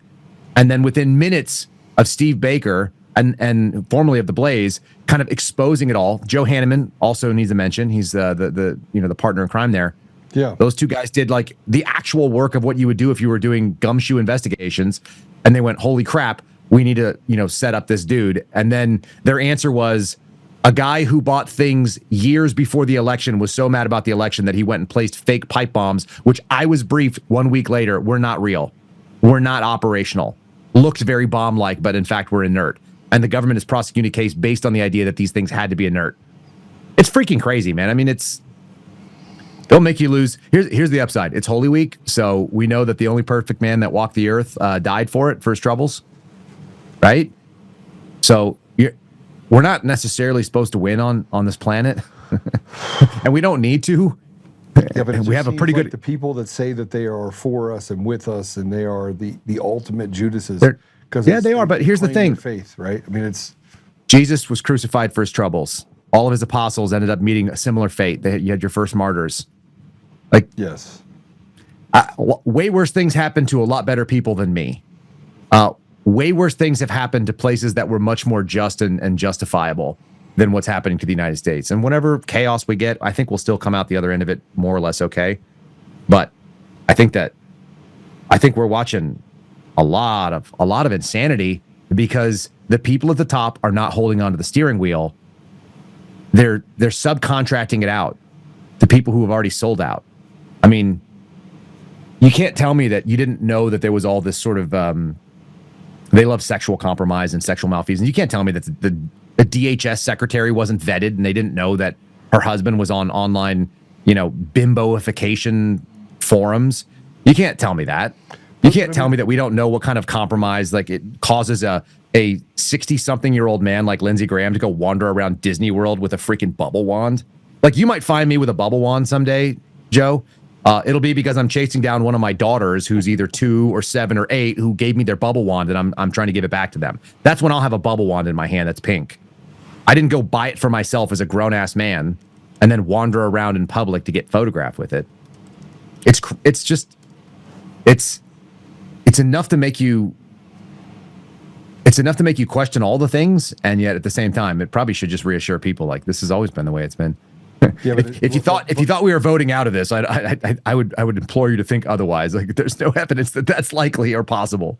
But I think we're past the point where, I mean, this is where I start going, okay, we may not be able to vote ourselves out of it, but we certainly could slow things down and actually turn it around and take it in. I don't think we can turn it around. We outsourced it to the guy that was. The country's done. Maybe in this format, I think that's probably true. But look, our country is not the country that was founded as the United States of America. Think about even the name of our country. I mean, this is something you and I go back to, but like the primary governing body of the United States was meant to be the states, not Washington, D.C., not some centralized federal government. The Federalists and the Anti-Federalists got together and they had to work it out. And the worry was that they were going to have some atrocious, tyrannical, replace a king with an equally tyrannical body. And so they said, well, we're going to leave most of the power with the states, which is what the 9th and the 10th Amendment were supposed to do. We were supposed to leave all powers not on. It was a leash on our government. And what have we done? We've run through the 9th and the 10th aggressively. We've implemented things that centralize power with the 16th Amendment by giving, we're in tax season right now. Guys, that's relatively new. That's 1913 on. So that wasn't the beginning, the first 100 years of this country. We didn't have that thing. You couldn't do federal income taxes. Do you know they passed the 16th Amendment, by the way, Joe? It was based on greed. It was based on the oldest thing. It was like a Liz Warren thing. Like, aren't you mad the elites are not paying their share? How many of you that are paying federal taxes right now consider yourself to be an elite or a 1% earner? There's some of you that are, but it's not a big percentage because 1% is not everybody. The people that are wage slaves that are, paying off student loans and writing taxes on their tips and being able to write off $25,000, but they're still getting charged taxes on the other, $15,000 because they made $45,000 a year as a waiter. Those people, you're the ones who got conned and you didn't even do it. It was done 115 years ago or so. It was done 100+ years ago. Everybody that's responsible for wrecking this country is already dead. So the idea that it would finally crumble down and then sort of reemerge in some other form, like USA 3.0 or 4.0, I don't know what number we're on. They say the fourth turning. Well, I think we're going to get a turning. That's okay. It's going to just be chaotic for a little while. It feels crappy to be in it. Kind of sucks to have young children while you're in it. I had a 2-year-old sleeping on me 5 seconds ago. I probably still have drool on my shirt because my little turd she's febrile for the last week. She feels terrible. She just wants, dad for comfort. So I'm there for it. And she just goes, I don't want to watch a movie. I just want to listen. And then just blacked out on my shoulder. Okay, great. It's tough to have a little baby who's barely sentient going through a wild time in American history. And at the same time, it's like, well, that's it. Everybody has gone through, people have gone through the Black Death. People have gone through turmoil and upheaval and, they've gone through revolution and wars and centuries of it and so on. It's like, okay, fine. This is our time. So be it. Sucks, but this is the lot we drew. And you don't choose it.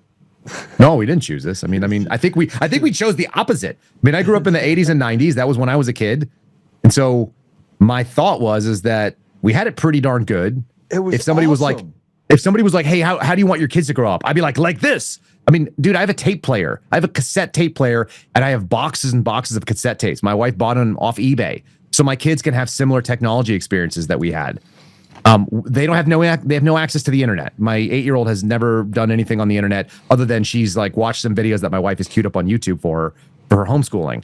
Like, we're really aggressive about trying to make that. Like, my kids build forts and are making their own kites, and we're doing they're baiting hooks and fishing. Like, we're trying to do that. Yeah, that's all true. Yeah. I think that what we said about going to Montana, we just got to make it happen. Bro, I'm watching.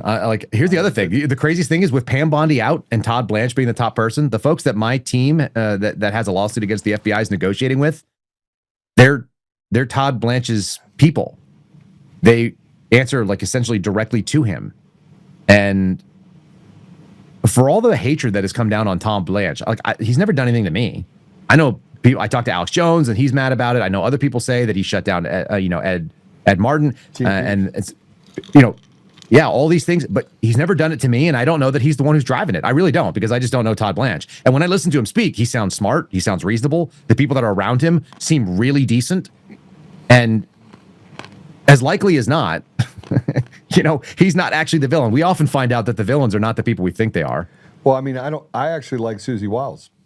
Everybody That's what people say. Crazy, and they're like, she might be great. She's terrible. And I'm like, how is she terrible? I have no Here's a idea. woman I've that never is- met her. That has lived in this world with President Trump in a dog-eat-dog world. She survived it. Chief of staff. Has been able to kind of migrate or mingle. If it wasn't for her, President Trump wouldn't have had access to the information that showed how the elections were going to be stolen in 2024. She was ultimately the one that took it to President Trump and said, here's what's going to happen, and took it to Elon Musk and said, help. Right? So consider how dangerous that is, that we have a woman who should be retired. Yeah. I mean, look, I'm a firm believer. I'm not an ageist type person, but I just think that like there's a time for being bold, and there's a time for enjoying the rest of your life and adding the wisdom that you have for the next generation. And I'm just really sick of people over the age of like, let's say 65 or 67 weighing in on any of this stuff. I don't like that Donald Trump is as old as he is. I really don't. I'm like, if somebody younger than Susie Wiles, she's a boomer. I don't know. She's in her mid 60s. Is she really? Oh, I didn't know. And she's overweight. And it's like I look at these people and I just like, this is my thing. Like, and this is a Kyle Seraphin thing and people don't like it, but it's like, look, I could be overweight. I've had a ton of stresses in the last couple of years.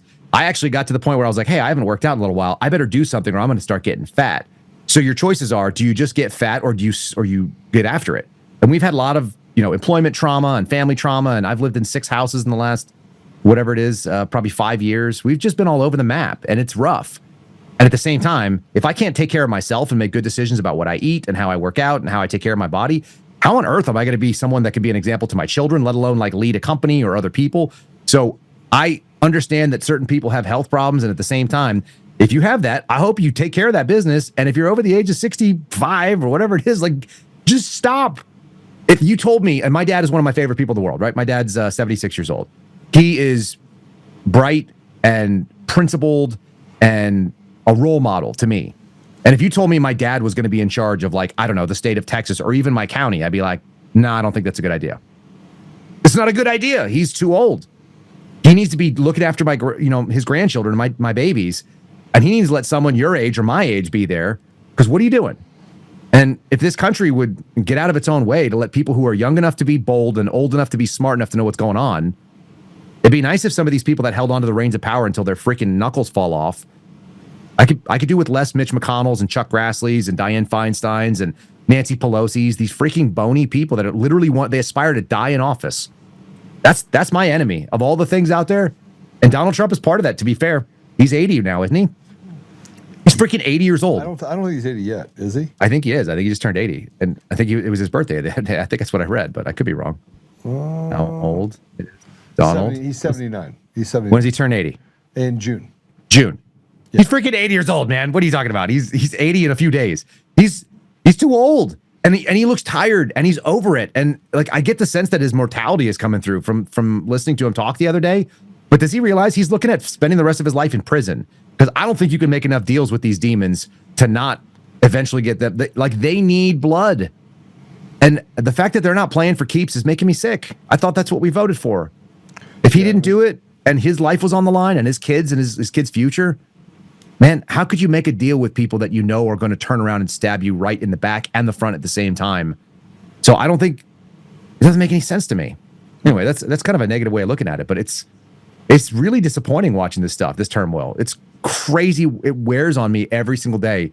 There's not like a lot of people who wake up and feel the weight of what's going on in DC, in Texas, America, but I do, because that's what I'm swimming in this crap. Well, and I'm trying to understand the thoughts of what he said, that he doesn't want to fund daycare, he wants to fund wars. And I'm thinking to myself, listen, he's actually right.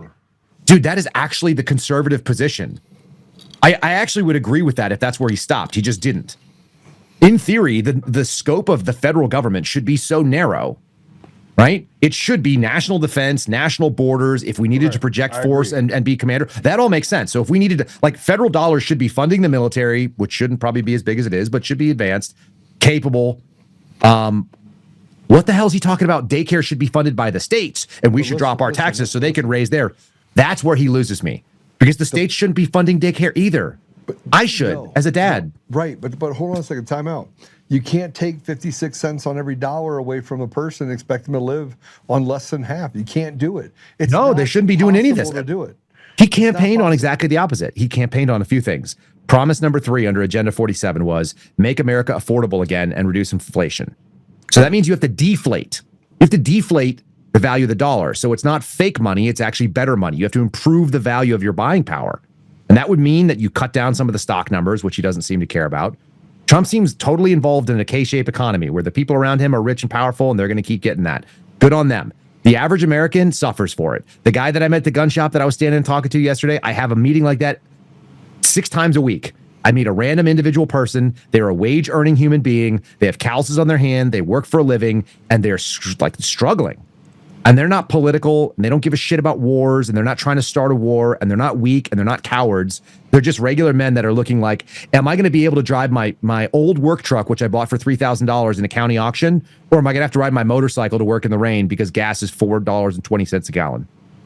That's the guy that I met yesterday. Seemed like a super nice dude. He wanted to tell me about every gun he had, Joe. He wanted to tell me all the guns he ever shot. It was like, hey, man, I got to go to dinner. But that's a regular person. He's not a political commentator, and he's not some sort of pundit, and he doesn't have an agenda. He's a dude who's just trying to figure out if he can drive his truck to work because it gets 9 miles to the gallon, or is he going to take his motorcycle, which gets 45. And it's raining and storming in Texas, and he's taking his motorcycle because gas is too expensive. Like, that's not the America we want to be in. That's not what Trump promised. He promised we were going to fund the country on tariffs. I heard him say it. And we were going to eliminate the IRS. How does that plan come into effect with a government this big? Instead, what they did is they passed the big, beautiful bill, and they have the highest spending in the history of any government in the history of this country. And we've added $2 trillion to the freaking national deficit that my children are going to face, and my children's children. And you're not going to be able to get around it. You can't. There's nothing you can do. How do you stop it from happening? Dude, it's going to have to crumble. We're going to have to, the system's going to have to collapse. We're already there. I know, it's going to collapse. Our judiciary is completely rotten to the core. Yep. I gotta go through this because you put up this post. This is a post saying, I feel vindicated. Put it up. Vindication. The FBI covered up current CIA employees' failed polygraph failure to sue simple questions. Did you place those pipe bombs? Did you place those pipe bombs that evening? FBI Director Kardashian Patel and Dan Bongino have some explaining to do. Okay. You were served with something that she wanted to sue you, correct? Yeah. Uh-huh. And not only that, but Kardashian Patel used the system, lawfare, in order to come after you for talking about what happened last week. And I want to get your thoughts on that. I'm probably not going to ask you there. Oh, the General Flynn thing? Yeah, it was so coordinated. You got Laura Loomer, you got whatever the country music sensation that's never had a country music hit ever. That's it. You got it. 6,000 views per month on Spotify. And comes out, by the way. I beat that in a day, by the way. I beat that in a day with my podcast. I beat that in a day with my podcast. I know. On Spotify specifically, I'm saying I beat it. Yes, I'm telling you. Yeah. And we haven't even. You can't. Let me just tell you, you can't make a living doing 6,000 streams or downloads on Spotify. You just can't. That's game over for you. Yeah. No, you cannot. Absolutely. You starve. Unless somebody else is funding you, or unless your world is already paid for, or unless you don't have to worry about money for some reason, which would be nice.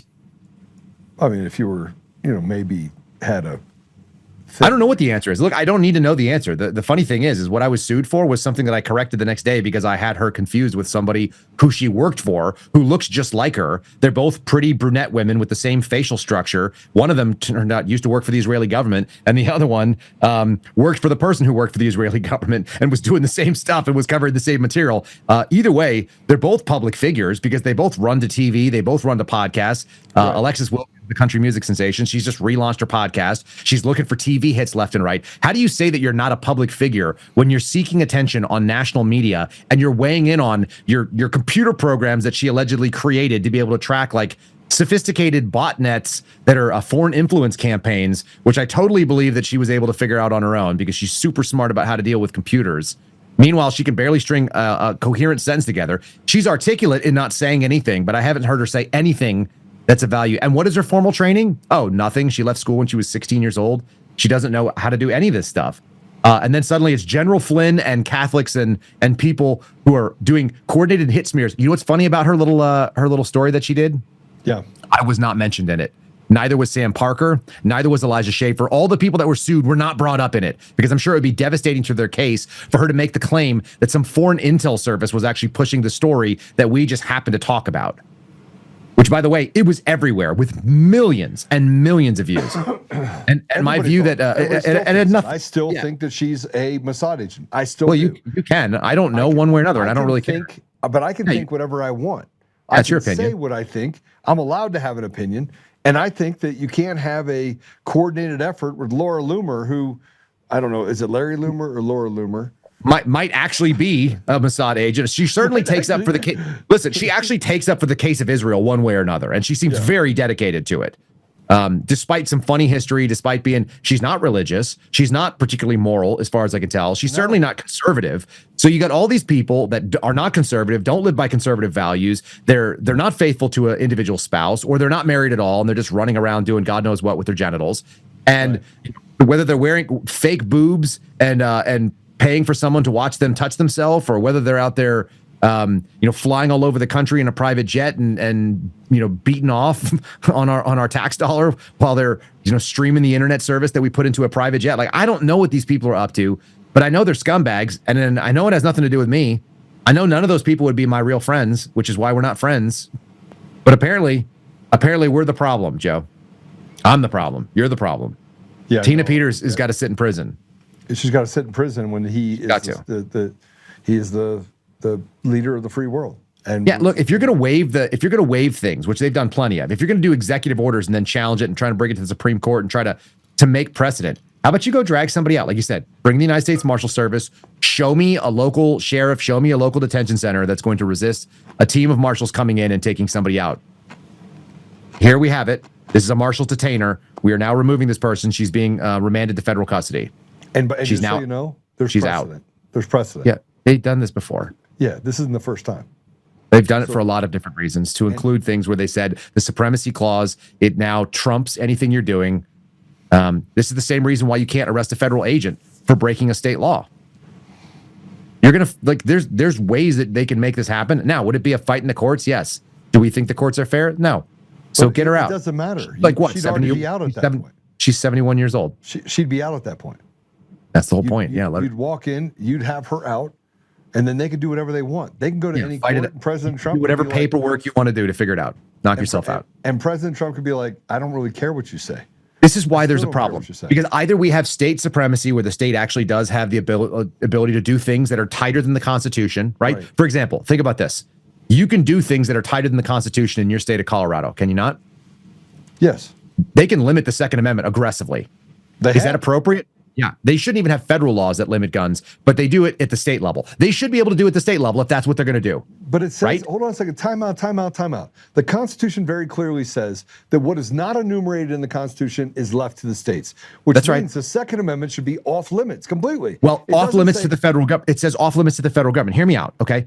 That all changed when they had the 14th Amendment, which they broadly interpreted in a lot of different ways that are completely ridiculous. That's when they started flipping things on their head, and they said the federal government's rules, anything that happens federally, is required to go statewide. Well, why is it pick and choose? Why is it that we have freedom of speech and we're willing to have a Justice Department that fights for free speech in certain areas, but not in others? It's willing to fight for gun rights only sometimes, but you're going to see it limited in others. There's all these like ridiculous double standards, and it's basically like what's most appropriate for the people that are willing. What fights are we willing to take on, and what fights are we not willing to take on? Which rights do we think are not important in this particular aspect? At the end of the day, you should be allowed to be an anti-Semite in this country. Doesn't mean that we want to be friends with you. Doesn't mean that I think what you're saying is nice. Doesn't mean I'm going to let my children listen to you. But you're allowed to be a hateful, bigoted a-hole. It's a protected right that there should be no things. And if we're going to say that you cannot infringe on speech, then why on earth are we infringing on the other liberties? Why do we have a bunch of different exceptions to the Fourth Amendment? Do you realize that there's Fourth Amendment exceptions that are used every single day, and they can actually be implemented? Like they can ignore the Fourth Amendment if they say you have an open field. Are you kidding me? Just like seriously, if you own property and you don't have the right kind of fence that they determine is meant to keep them out, like a barbed wire fence, if you can see through it, then they can climb through it. If they can see, then they can walk on it. What the fuck are we doing here? Like, we don't even have property rights in the country in a meaningful way. And so either you can do that at a state level and you can't at the federal, or you can't do it at all because the federal government should actually be the supremacy. It should be law of the land. But we don't even have consistency on that. So we just look at all this stupid stuff. Donald Trump was right about birthright citizenship. He's correct. The context of it should matter. It was about freed slaves. It was about people that came here that, maybe against their will, people who were born that were not citizens, that were going to be citizens because they were in a place where they were allowed to be. And that could be the case for people that have lawful permanent residence in the United States, right. LPRs, the green card holders. Those all make perfect sense. Why does an illegal alien get to come out, squat, drop a baby, and suddenly we have to pay for that person? Why do they get benefits? Why are we paying for their daycare? It's just nuts. Like, our system is so rickety and it's so unstable because the logic that holds it together is illogical at every level. The top that we live on, which is like balancing on, it's like a freaking a Dr. Seuss book, Did those make you uncomfortable when you were a kid? You'd see the Dr. Seuss tower, and it would all be like hinged on a pin, and they'd build up this crazy shit, and you're like, oh, that offends me visually to know how top heavy the system is. Yeah. 2026 America is built on a foundation that is this narrow, and it is 50 feet wide, and one shift to the left and the right would make it fall over. And for whatever reason, the wind is not knocking us over yet, but damn it, it's so close. It's getting close. It's not going to take much. It really won't. And I don't know what it'll be. It could have been January 6th. It could have been COVID. What we find is that people are actually really, really scared because the one thing that people don't want to do is upset this rickety scaffolding because the chaos is unknown. That's scary to regular men. It's scary to men who have little kids. We're basically lulled into complacency, so we don't have a 1776. We don't have some sort of like, hey, F this shit o'clock. Can I even say that? F this shit o'clock, I guess is what I should say. You just said, yeah. I know. I swear. I might as well swear twice. It's that time. It's been that time. It's been that time probably since 2008. I remember one of my cousins was talking to me. He's my money guy, and he tells me what's going on in the markets, where gold is moving, and he goes, it's pretty clear, man, that we had an opportunity to reset the deck and get a full reset in 2008, and the government f***ed us all. Totally. And it bailed out people that should not have been bailed out. It took the opportunities from your generation, from my generation, we're a couple of years apart, right? We should have been able to look in and for pennies on the dollar bought up the massive infrastructures of banks and car manufacturers and real tangible mechanical things in this country. And instead they bailed those people out and they took our money to do it, and they saddled our children's children with the debt. That crazy shit is going to take another 20 years to get another opportunity like that. Or we'll have a black swan event. And that could happen because we decided a black swan event. I mean, I think so too, because we had a guy that said he was going to come in, he was going to be the president of peace, he was going to run on an entirely domestic agenda, and 18 out of the 20 promises he made to the American people during his candidacy was all about solving things domestically. And then he decided to kick off a war in Iran and kidnap the president of Venezuela. Like, the shit are we doing? We got Lindsey Graham and Mark Levin are now the right guys, and we're the bad guys for saying, like, hey, I just believed what you said the last time you said it. I actually believed on the thing that you were running on, not this crazy shit you're doing today, and you're the bad guy. Yeah, so and Tina Peters. And it's not. I want to pivot from Tina Peters because I think I'm just saying you can just touch base on anything that is important to you because it'll just remind you every time. There's a guy named Brian Cole Jr. Yeah, Brian Cole Jr. is still in prison. He's an autistic black guy without the ability to plan the event that they did. The person that was the most likely candidate failed a polygraph about that, and they went after Brian Cole Jr. 6 days later because they already had an outcome in mind. It had nothing to do with what was actually the truth of the facts. And it looks like the members of Congress, the United States Capitol Police, and the ATF, probably in coordination with the CIA, staged a coup that basically overthrew American freedom for 4 years, where you could not be an advocate against the incoming administration, which, as far as you tell me, and I believe, was probably a stolen election.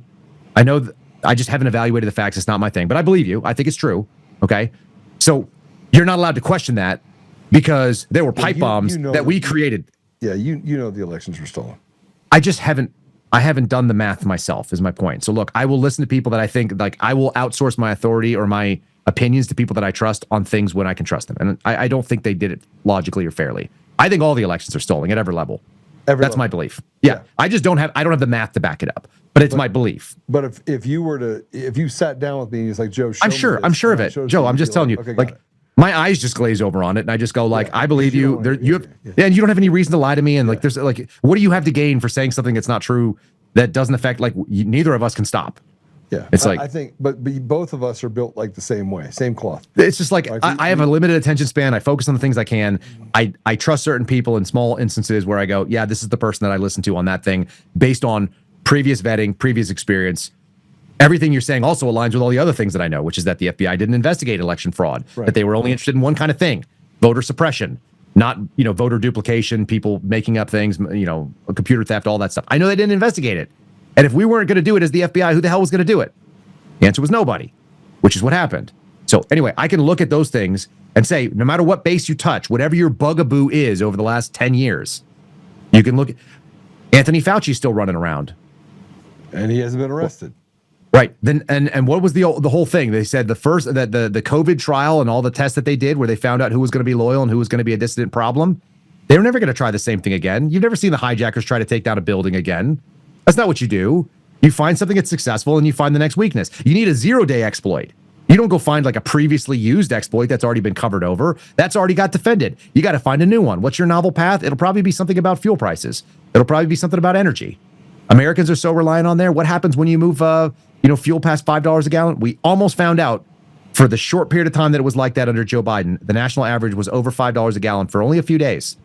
There were a lot of people that paid more than that for a long time, but the national average was only up for a couple of days, which means people in my area, people in New Mexico, people that were in, Alabama and Florida and Mississippi, like they didn't hit it for that long. But imagine if they did, because that's how long it only has to last for 60, 90, 120 days. And then the downstream costs would have been crippling on everything. And they go forever. It's like you increase the cost on fuel and diesel. You've now increased the cost of food for the next growing season. You increase the cost of food for the next hatching season for eggs, for your livestock season, for beef and for pork and for whatever else, like your chicken. Like it is crazy how much fuel prices will bump up everything in your life. Because everything is delivered to you. Everything. Well, I mean, energy prices. I mean, that's the number one thing that helps with inflation or stagflation, right? It's the one thing that we can control everything else through that. That's what's like that. Like that's what the speculators were saying. Like the next time that they hit you for something for compliance, it'll be that. And we've done it in this country in the 70s. It was before my lifetime, but people had alternating days when they were allowed to fuel their vehicle. We've done crises where we've tightened down because we didn't have the ability to either buy or the ability to fill pumps. People saw what that was like. We just were in an un-internet connected time. Imagine the sophistication of what we can do for information and the amount of panic you could put on people and the reliance we have. I mean, I think that people in my lifetime relied on the bus regularly. Like it was normal for a one-car household when I was growing up. Dude, I was a one-car household until freaking 6 years ago. we had one car because that was the right answer. We didn't need another car. Do you think that there's something they're doing that's trying to make us see how corrupt and broken it is so that we do something about it so that we can get to this last purge event? You don't think that's... No, I actually think what we're seeing, like that would be sophisticated. I don't think these people are, I think people are too simple. I think the things that are going wrong right now, I think it's just human nature to unravel it. I think we're seeing a 2003 psyop on an American people in 2026 where we have the internet and archives.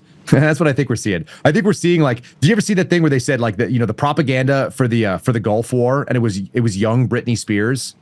It was the "Hit Me Baby One More Time" Britney Spears, and she was cute and she was fun and she was wearing like a schoolgirl outfit and she was not all crazy. And then they're trying the same shit in 2026 with 2026 Britney Spears, and she's like all coked out looking and she's like wearing her underwear and she's got knives in her hand and she's like got cuts on her legs and shit and she's spinning around on some tile floor in front of some crappy cell phone. Like that's how ugly. It's like people are like, oh, you can't sell that here, not today.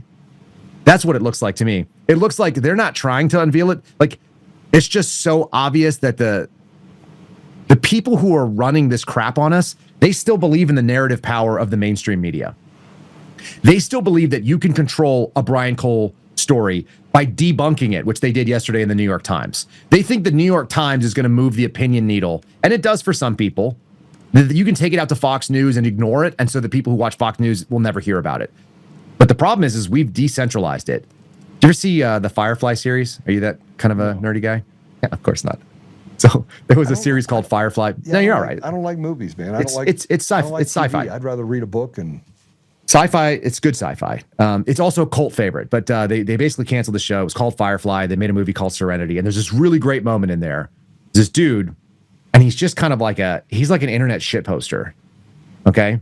And he runs this like centralized thing, and he's got like a robot girlfriend, and he's a total nerdy dude that just cruises the internet and posts videos, and he's like a content stream aggregator. Like imagine him being like the oracle that runs all the things that come through YouTube. Like he's the censor guy. Yeah.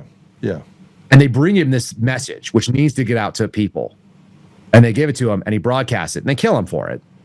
And like one of the last things he says is he's like Malcolm or Mal is the guy's name. He goes, you can't stop the signal because it hits all the repeaters.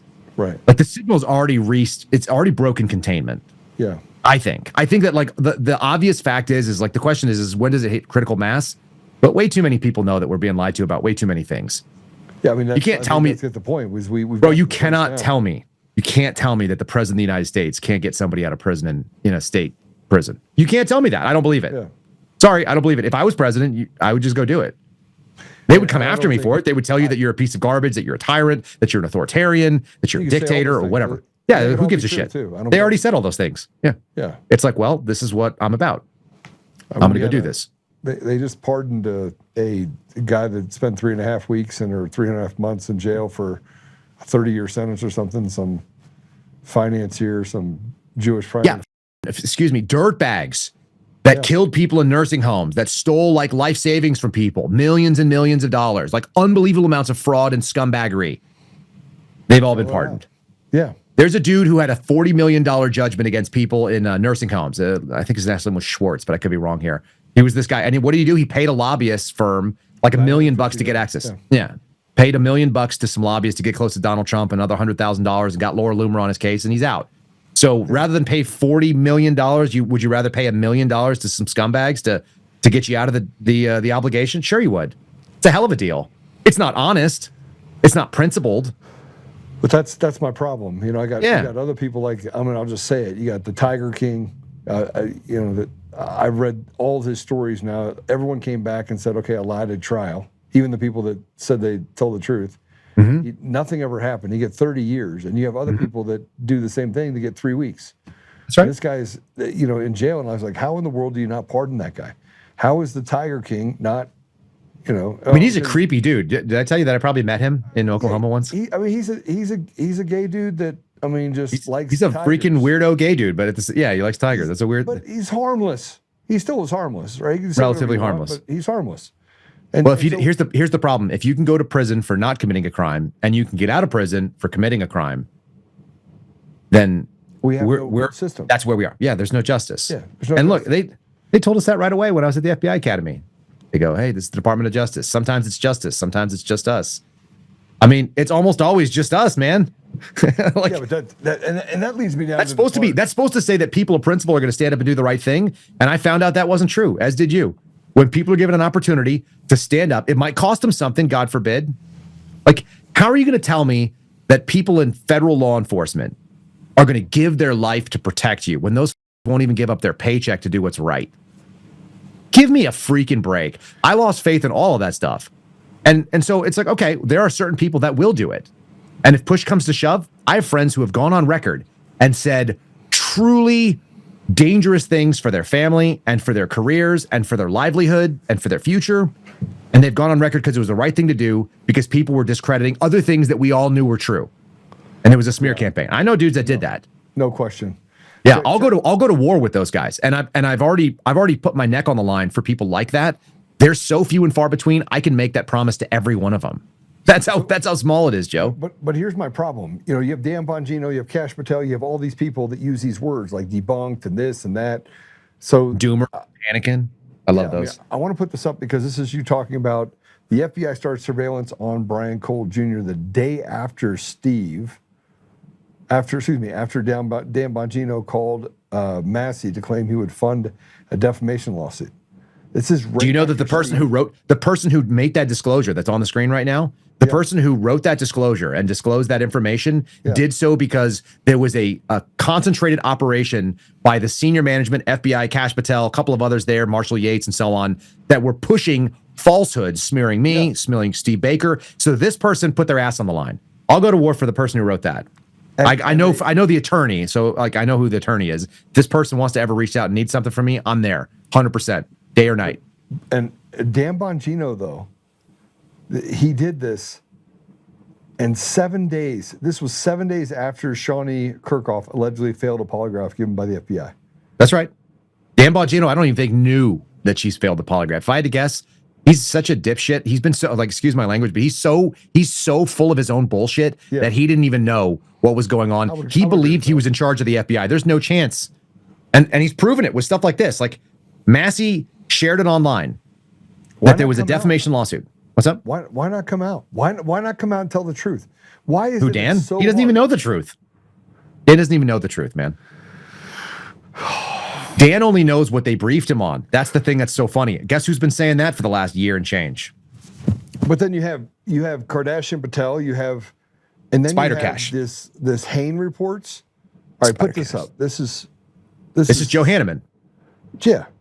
So you have Joe Hanneman's a stud. Okay, so we retracted nothing, and nothing that Joe Hanneman reports and I have published has been debunked. Okay? Correct. Nothing. The mainstream outlets, FBI sources, and members of the former agents group, the FAGs, have all said, nuh-uh, but that isn't debunking. That's not doing the work themselves and showing different results. No one has yet done that.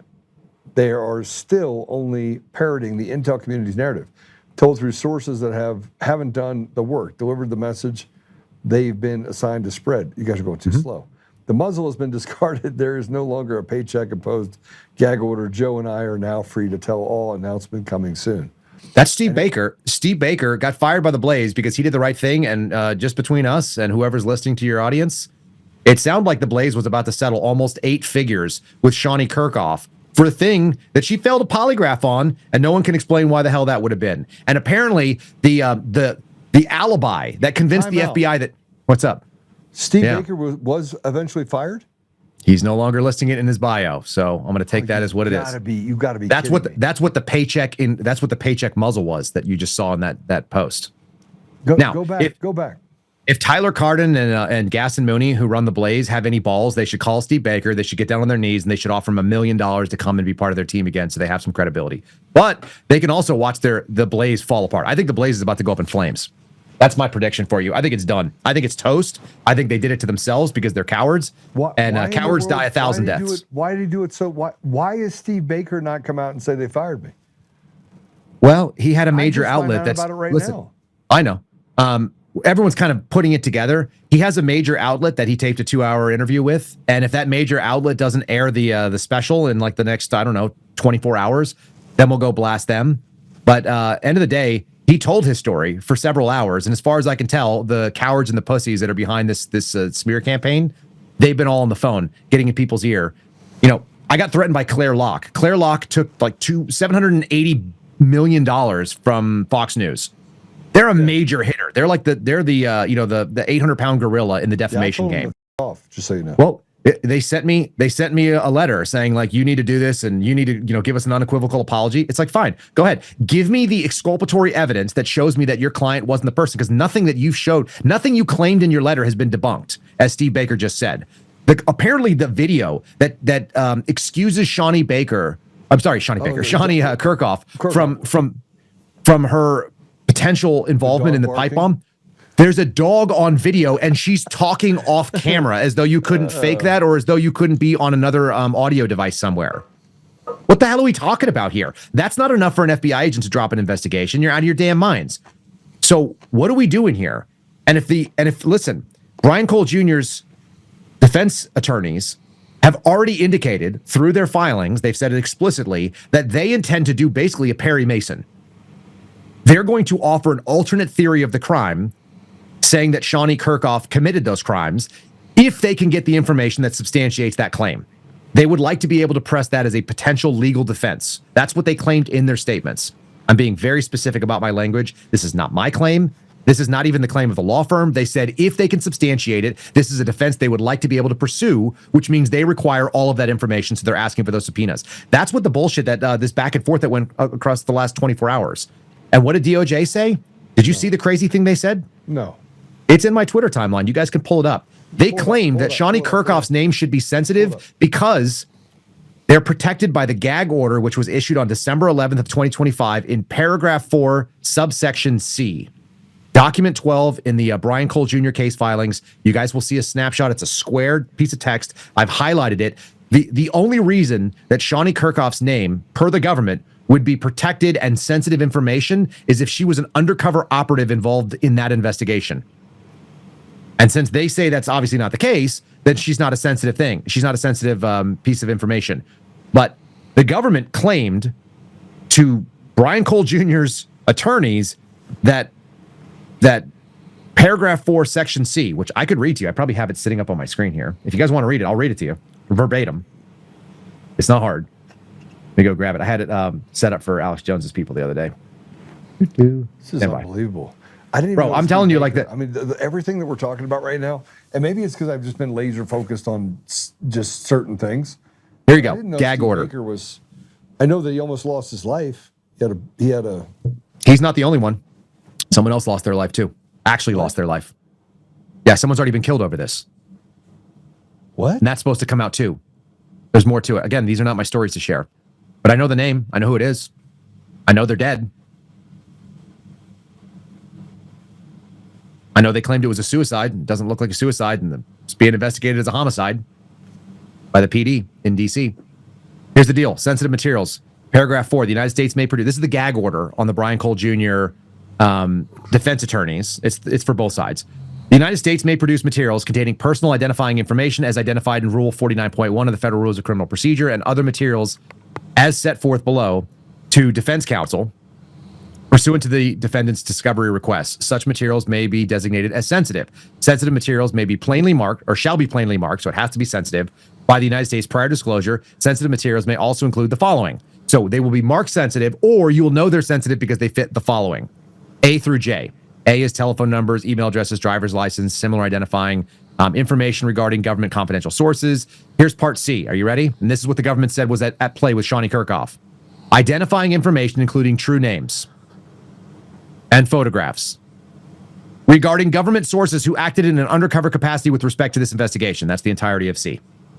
That's what they said was at play with Shawnee Kirkhoff. I don't know if they were trying to like snow the judge and say that they were using a narrow definition and they miscategorized what that meant. They just forgot they wanted to put a period. Well, that's what they said. They told the defense counsel. They told the defense counsel that's identifying information, including true names. But the defense counsel, reiterated, hey, by the way, the rest of that qualification is photographs regarding government agents who acted in an undercover capacity. They used AI. They're a $2,000 an hour attorney system. So isn't that crazy to find out? I'm sorry, the federal government is not. DOJ, yeah. They might have. I mean, they're Jocelyn Ballantine. She's the one who's handling and looking at this case, and she's subbed it out to another guy named Charles Joan. Ballantine was the prosecutor who went after Michael Flynn and Enrique Tarrio. So tell me that this solution is done. Tell me we've de-weaponized government with Donald Trump. Tell me that. No, and again, touch the base of your choice. Tina Peters, election integrity. There's no SAVE Act. Brian Cole Jr. is in prison. I don't even think Shawnee Kirkhoff did it maliciously, by the way. Like the indications that we have from what like the most plausible story, if she was involved in this, I say if, because I don't have 100% what she did or what, and probably told it was a training exercise. I mean, imagine this, Joe. I come to you and I'm like, hey, man, I need you to do this thing for me. It's a big favor. No big deal. Like, we've done it a million times. Can you go and you hand this thing off to somebody that's a friend of mine? And you're like, oh, yeah, I know that friend. Like, I asked you to give something to my friend Peter. You met Peter. So can you give this to Peter? And then you find out, like, I probably should have asked a little bit more about this because now there's a reward out for Peter and there's a reward out for the thing that I gave him. And I'm pretty sure I gave him either some sort of dirty bomb or weapon system, or I gave him some drugs or whatever contraband it was. And then I call you up and I go, hey, Joe, thanks for your help. Really appreciate it. You're never going to speak of the fact that I asked you to do that again. And by the way, if you do speak of it again, you're never going to speak to anybody again, and neither is your family. And by the way, I'm not just Kyle Seraphin. I'm now some federal government agency. Fill in the blank, three letters you like. You just said that they, because I've seen them threaten, I've seen the government threaten people's families. I've seen it. I haven't, but I believe you. I believe you because we're living in a world where it's all upside down, and the government tried to say that you can't say this woman's name because it's her true name, and forgot the fact conveniently that it only matters if she was a government agent who was undercover. What the F are we talking about? Look, and here's the thing. It's just as likely that the federal government did a crappy job on making their argument and they can't actually argue that this is protected information. It's just as likely as that's true as she was an undercover and they accidentally let it slip. That's also possible. I don't even know if it's even probable. At the end of the day, we're dealing with evil people using basically the banality of evil. They're mildly intelligent and semi-retarded doing things that they don't think are evil because none of them are the bad guy in that story. I promise you, none of the people that are involved in this think they're the bad guy. They think I'm the bad guy. They think you're the bad guy. They think Steve Baker's the bad guy. They think Brian Cole Jr.'s attorneys are the bad guy. How can you see that we're the bad guys? How could you even say that in good faith? Because you're not working with us, Joe. We're trying to accomplish the greater good as we understand it, because we're the good guys. And the other way they do it is they define themselves institutionally. You know how I do it? Because I watched people in the former agents group, the fags. I watched them do it too. They were like, I was in the FBI and I was a good person. Therefore, all of the FBI is full of good people. And if the FBI is doing something, they represent people like me who are good people. So if you're against the FBI, if you're against the thing that the fags say, then you're a problem. That's how it works. So I'm the enemy of people. Like, my former boss has come out and he calls me like all the like basement slug and a bunch of other shit. He's such a fat piece of shit. It's amazing that a fat loser who did nothing in his career is mad at me because I have a bigger social media presence, even though he's getting his federal pension. So he sits there and cries about Kyle Seraphin. Well, let's just see. When Kyle Seraphin worked for you, this is John Nance, my former boss, and he's on Twitter with like a minimal following.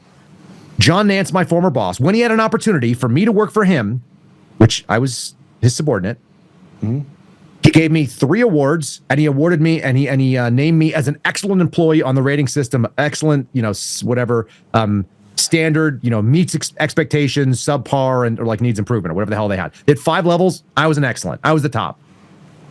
So when he had an opportunity to evaluate my work in a supervising role, I was excellent. Now that he's out and he's one of the fags, He hates you. he hates me because I'm pointing out that his former agency is dog shit, and he doesn't have anything in his career that he can hang his hat on. Like, this is the great work that I did. He's only got the reputation of the FBI. God forbid Kyle Seraphin throw turds on it, which, by the way, I'm throwing turds on a badge that's shiny, but it's made of turds. Yeah, I know. At the end of the day, look, we've got to get to a place where we just throw these people out. I look at the Black Robe Regiment. I look at the, creating an environment where we have vigilante justice. I look at all the things that through history, and I'm not saying that we're doing this. If you look through history, these are the things. But these are the things where, I was talking to Dale Comstock before you came on. Before Stephanie came on, before you came on, and I said to him, it only takes good men to get a case of the kids. Right? We're this far. Yeah, I don't know who's going to be the first mover. I don't want to be the first mover if I can help it, but I'll tell you, I already know what my red lines are. I already set them up. So did you. So red lines. My red lines we're getting close to them. We're real close. Yeah. They're very personal. I'm not marching to war over some nebulous idea, unfortunately. And there's some nebulous ideas that are probably worth going to war over, to be fair. I'm not in the position to do that with a 2-year-old and a wife that's dependent on me. Yeah. And a 5-year-old who's trying to figure out what's going on and trying to build parachutes out of freaking plastic bags and stuff. Like, I'm doing dad stuff, but like I will have to not do dad stuff and there's a lot of me's out there. I'm not into it. It doesn't sound cool to me. It sounds awful. It sounds like the worst possible outcome. And yet, like, I'm sitting here talking to you about it because the alternative is that. And I probably am running a fever right now. I'm just sitting here thinking, like, every time this year I get the shit beat out of me by just getting worn down by all the I don't know why the crazy things happen during Lent, but the crazy things have happened during Lent for the last 4 years in my life in this country. And the bad part is we sit here and talk about it, we can see it, smell it, touch it, and you look over at other people that can't see it, you're like, man, I don't know whether to feel sorry for them or be jealous of them for being so oblivious. Thinking to myself, I don't know if I'd want to be oblivious, but at the same time, I'd like to look at people and not think you're a bunch of retards. All of you retards. The key is to not be mad at these people. Yeah, I'm not. I'm past it. Occasionally we are, though. You are and I am. Yeah. Let's be honest. Occasionally we are. Yeah, so just so you know, I do. Oh my God. I'm here. You want to know what I'm mad at? This is what gets me going. Pam Bondi was fired. You know what I see one of my responses on social media? She's not fired, Kyle. She's just serving in a different unit under Donald Trump. She went from a cabinet appointed position. She's not doing that anymore. You're retarded. Private practice. It says private practice. She's done. It's the same thing as saying that you took the Secretary of Homeland Security and now she's in charge of the Shield of Americas, which is a job we just made up for her. If you're retarded enough to believe that somebody who got fired didn't get fired, it's like it's the old joke, of how to say it. It's like we're not picking up your option. We're going in another direction, right? Like there are all these we're expanding and your department is not, or whatever. Like call it whatever you like. You could say a nice version, downsizing, sorry, laid off. They're all the same. You're fired, Bob. Clean out your locker at the club. Take all your shit. Like, you don't work here anymore. Premises without somebody escorting you around. It's kind of like what they did with me. Like when they claimed that they didn't fire me, but they took my badge, they took my gun, they took my security clearance, they took all the things that would allow me to get back in the building. They took my car keys, they took my body armor, they took my guns and said, you can't come back in here anymore. By the way, you still work here. We still want you to be one of our team, but we're not going to pay you anymore. And by the way, you can't tell anyone you're on our team, and you can't tell anyone you work here anymore. I don't know how much more you can fire somebody than firing somebody. They fired Pam Bondi, and I got people like this. No, she's not fired. She's just moved to another position. Like, these people must have misshapen heads that are lacking the most important critical thinking parts of their brain. I don't know how their brain was drawn around that part. It's hard not to be a little bit frustrated with them when they come at you and they're like, you're a dick. You're being mean. Pam Bondi is a warrior. Is she? She's a childless, like 50-something-year-old woman. There's nothing conservative about 50. her. How much? How old? She's in her 50s. She's in her 60s. Oh, I think she's 60. She just hit 60. No. She's past 60. No, she's not. Well, bet. Hold on. Don't look it up yet. Don't look it up yet. I think she's 61. I think you're right. I think she just hit 61. No, is she older than that? She's 60. She's just at 60. She just turned 60 in November. Take a breath. Take a breath, jerk. I won. And I just actually confirmed it. I was flying in on the 17th, and I told my wife, I was like, "What do you get? What do you get for winning? Nothing. I get to come see you." Okay, you can come see me. I'll take the family to dinner. That's a win for everybody. Yeah. Yeah, we'll get some tacos. Whatever. I don't care what it is. We'll go down to the river behind your house and go catch some crawdads. Yeah. Just watch for government agents from the shoreline. I'm concerned about the people dying, though, and in the fact that the government's involved in it. I look at what happened with Charlie Kirk. I have some more information to tell you about that. I've stayed out of the fray. I just know it wasn't a 30-06, and I know it wasn't shot by that guy. He didn't shoot Charlie Kirk. They haven't even gotten to the freaking preliminary hearing on this thing yet. Again, there's only so much I can dig into granular. I know every filing now that's gone on in one case, and I know my own cases, and I know the threats of other cases. Like, at some point, it's like it's too much. Everybody is looking, and they're overwhelmed by, like, it doesn't matter. Like, that's why I say it doesn't matter. It's not people trying to teach us something. It's that the truth has basically reached escape velocity. There's no way you can contain it. If you want to find it, you can see it. And if you want to believe that Pam Bondi wasn't fired and she's now just serving in another role, then you can find that too. You can go and turn on the Fox News and let it lullaby you to sleep. You could be a dipshit. There's plenty of people that don't know what's going on and they're fine. And I'm again, yeah, I agree with you. I'd almost be jealous of them, except would you really want to be that ignorant and live in the world knowing that there was an alternative? Yeah, I just, the part of me that wants to be ignorant is that doesn't want me to be ignorant is the fact that I want to be prepared for when they come for my kids and come for other people around me. The ignorant part is just being able to have that non-dulled conversation, knowing that every time I turn around, I don't walk outside my office or walk outside my house. I don't let people get close to me. I had somebody that walked up and wanted to shake my hand. I was like, I don't shake hands. Yeah. Right? But I have to do that. I mean, I literally have to do it. I have to look for micro expressions. I go through now and I run wheels. So I can, in a crowd of 50 people, I can pick out the person that's going to be aggressive. I do things now that I don't want to have to do. I don't want to live my life that was all men for all time when the world was scarier. The world's been nice for a while. That's nice. It's not going to be nice soon. Yeah. I think. And that's not me wishing it. That's just me recognizing that you might as well figure out your skills. I got 4 Fs. You got 4 Fs? 4 Fs. Faith, family, fitness, firearms. Those are the 4 Fs. Yeah. And you could add farming in there if you have the space for it. I got to go. Those are the 5. I got to get surgery. So there's the. I know. Well, fitness also equals health, right? Fitness is a broader category that involves your general fitness to include your health. You got to get yourself well. Everyone's got to improve their position where they are. I had ladies go like, how do I fix the 4 Fs where I'm at? I'm like, where are you? In New Jersey. Well, that's the first start. You need to find places that are not New Jersey. You need to be not New Jersey. That's just improve your position with whatever your capabilities are, wherever you are. If you're stuck in New Jersey, then try to, solidify your position with family, solidify your position with the faith community, solidify yourself with the community around you. These are all things that you can do wherever you're at. Anyway, there are ways that you can still improve your position. I just see a lot of people that are putting their head in the sand and saying, we outsourced the revolution, so it's going to be fine. And Daddy Trump, who's 1,000 years old and feeling really old today, Yesterday he was pretty old. Last night he was pretty old. If that's where your hope is, you're making some interesting choices that I don't think are going to pan out well for you historically. You're in trouble. Yeah. All right. All right. Let me go. You got to go. I got to go. Listen, Yeah. I'm there on the 17th. I'm hanging out with you and the family on the 18th. I made that commitment. I think we talked about it last time, but I thought it was this weekend. And I just looked down. It's only the 2nd. No, yeah, it's because I know it's Easter. I kept thinking it was the 11th. It's like it's been a wild. This whole week, like my whole family has been in bed in their pajamas. My daughter, who's 8, is sleeping for the last 4 hours, and she's basically like tries not to sleep ever if she can help it. She voluntarily went to bed. So, yeah, luckily you're not coming in soon, and they'll be okay by then, and we'll go do fun stuff, and that'll be great. Yeah, and I got a cross from Jerusalem that I'm hoping to be able to hang up that is been blessed by the Pope, which is pretty cool.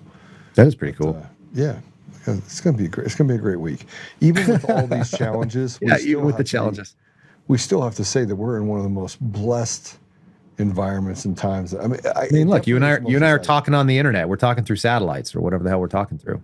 Right.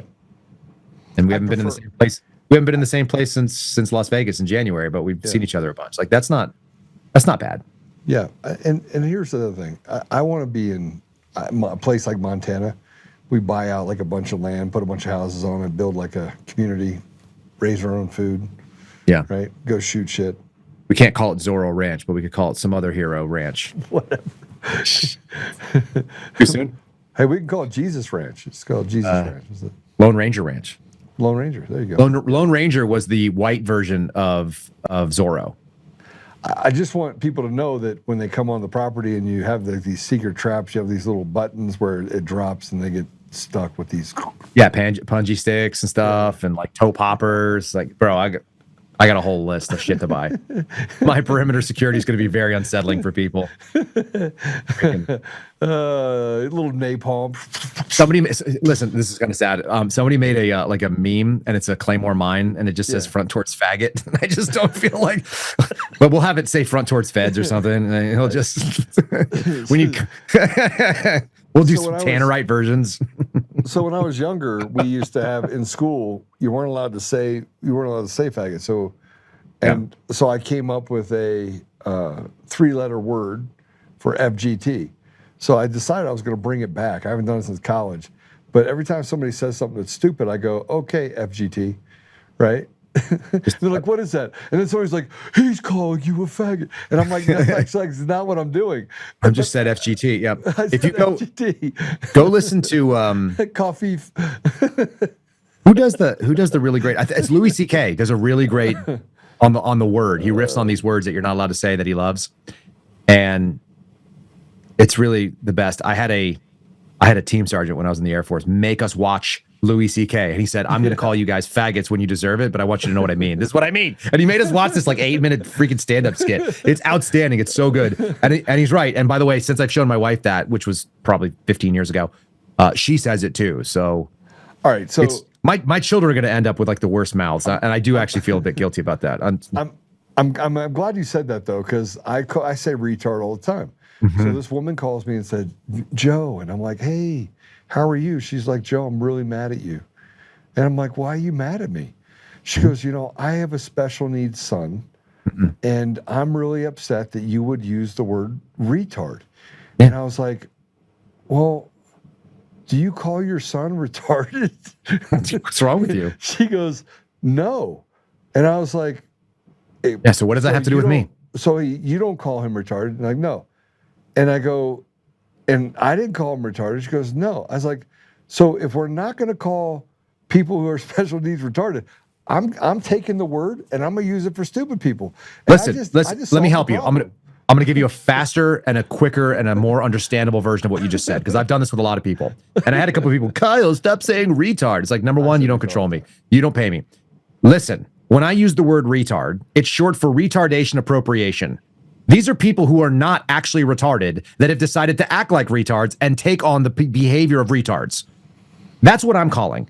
If you're mentally unwell, if you're unable, if you have a special need of some kind, if you have some, like, you're doing retardation appropriation if you're pretending to be that. Yeah. And there's plenty of people who are certified retarded that are not actually special needs. They haven't been diagnosed. They don't have a genetic condition. They're not adding a chromosome. Okay, they're just people. They're pretending to be retarded, and I'm calling out their pretend. It's the same as a man dressed up like a woman. Like, I'm calling you a thing. I'm calling out what you are. You are acting ridiculous. You are appropriating something that is not yours. You are a man and woman face.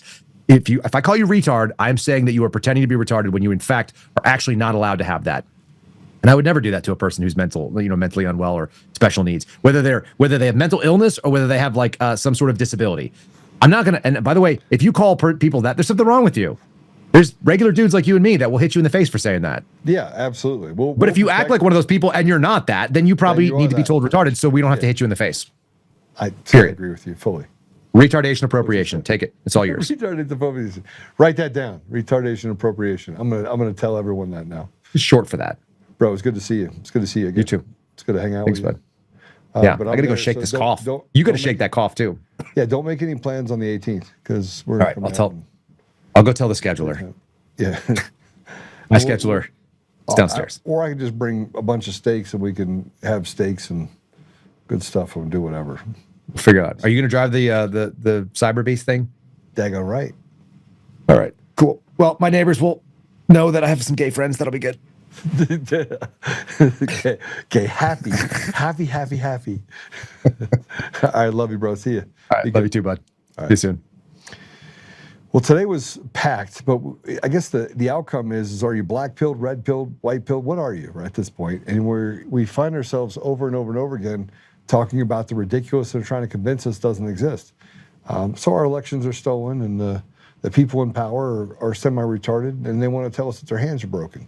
But until they're not. So they can go in, bomb the shit out of a couple of countries and do so in the interest of democracy. And they can stand up behind things that are, on their face ridiculous. But when it comes time to doing the right thing, we always hesitate. And I think that's my biggest problem. So we'll get through it. But I got to go because in a half hour, I got to go have a meeting with the Central Committee and talk to them about why I should be the chair of the Republican Party of Colorado.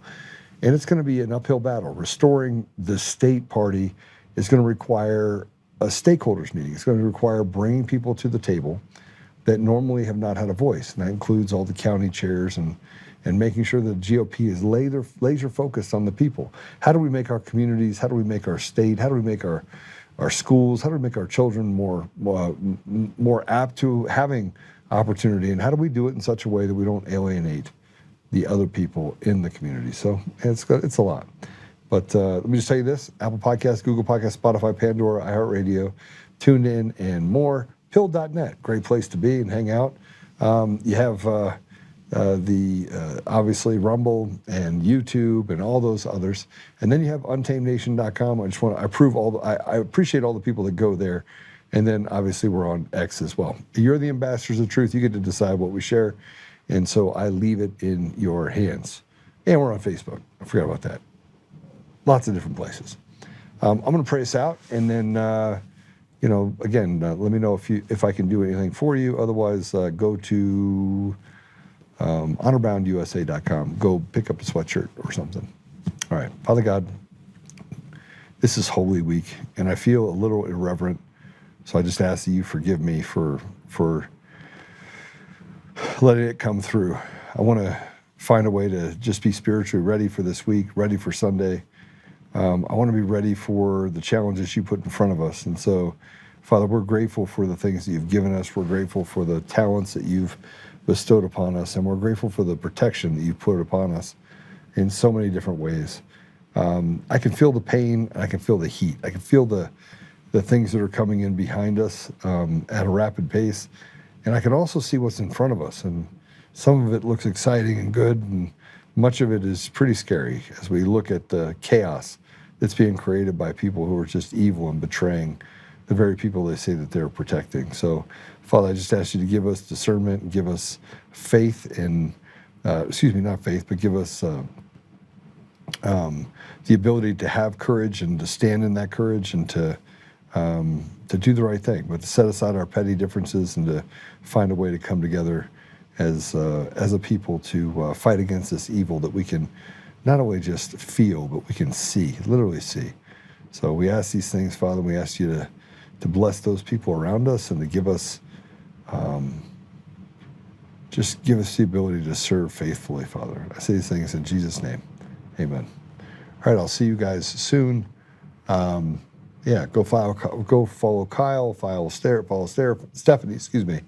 And obviously, you know where to find Dale Comstock. We'll see you tomorrow. God bless you.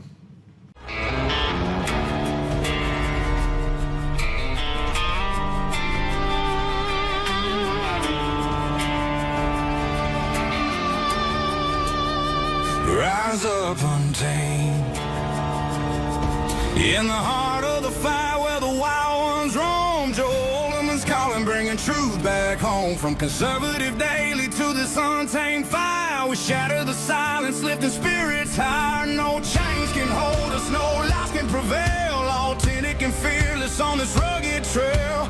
Patriots gather under stars and stripes. Untamed nation, igniting the night. Untamed nation, let the truth roll out in this land of the free. Standing proud from sea to shining sea, we won't back down. Catch the fire, wear the crown. Untamed nation, it's our battle song, motivating hearts where the brave belong. Yeah, untamed and wild, forever strong. Play it again all night long.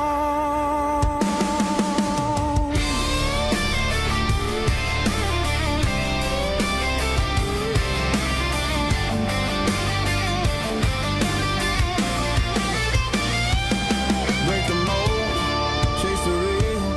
No more games, time to heal. Joe's voice leads the untamed crew. Truth matters through and through.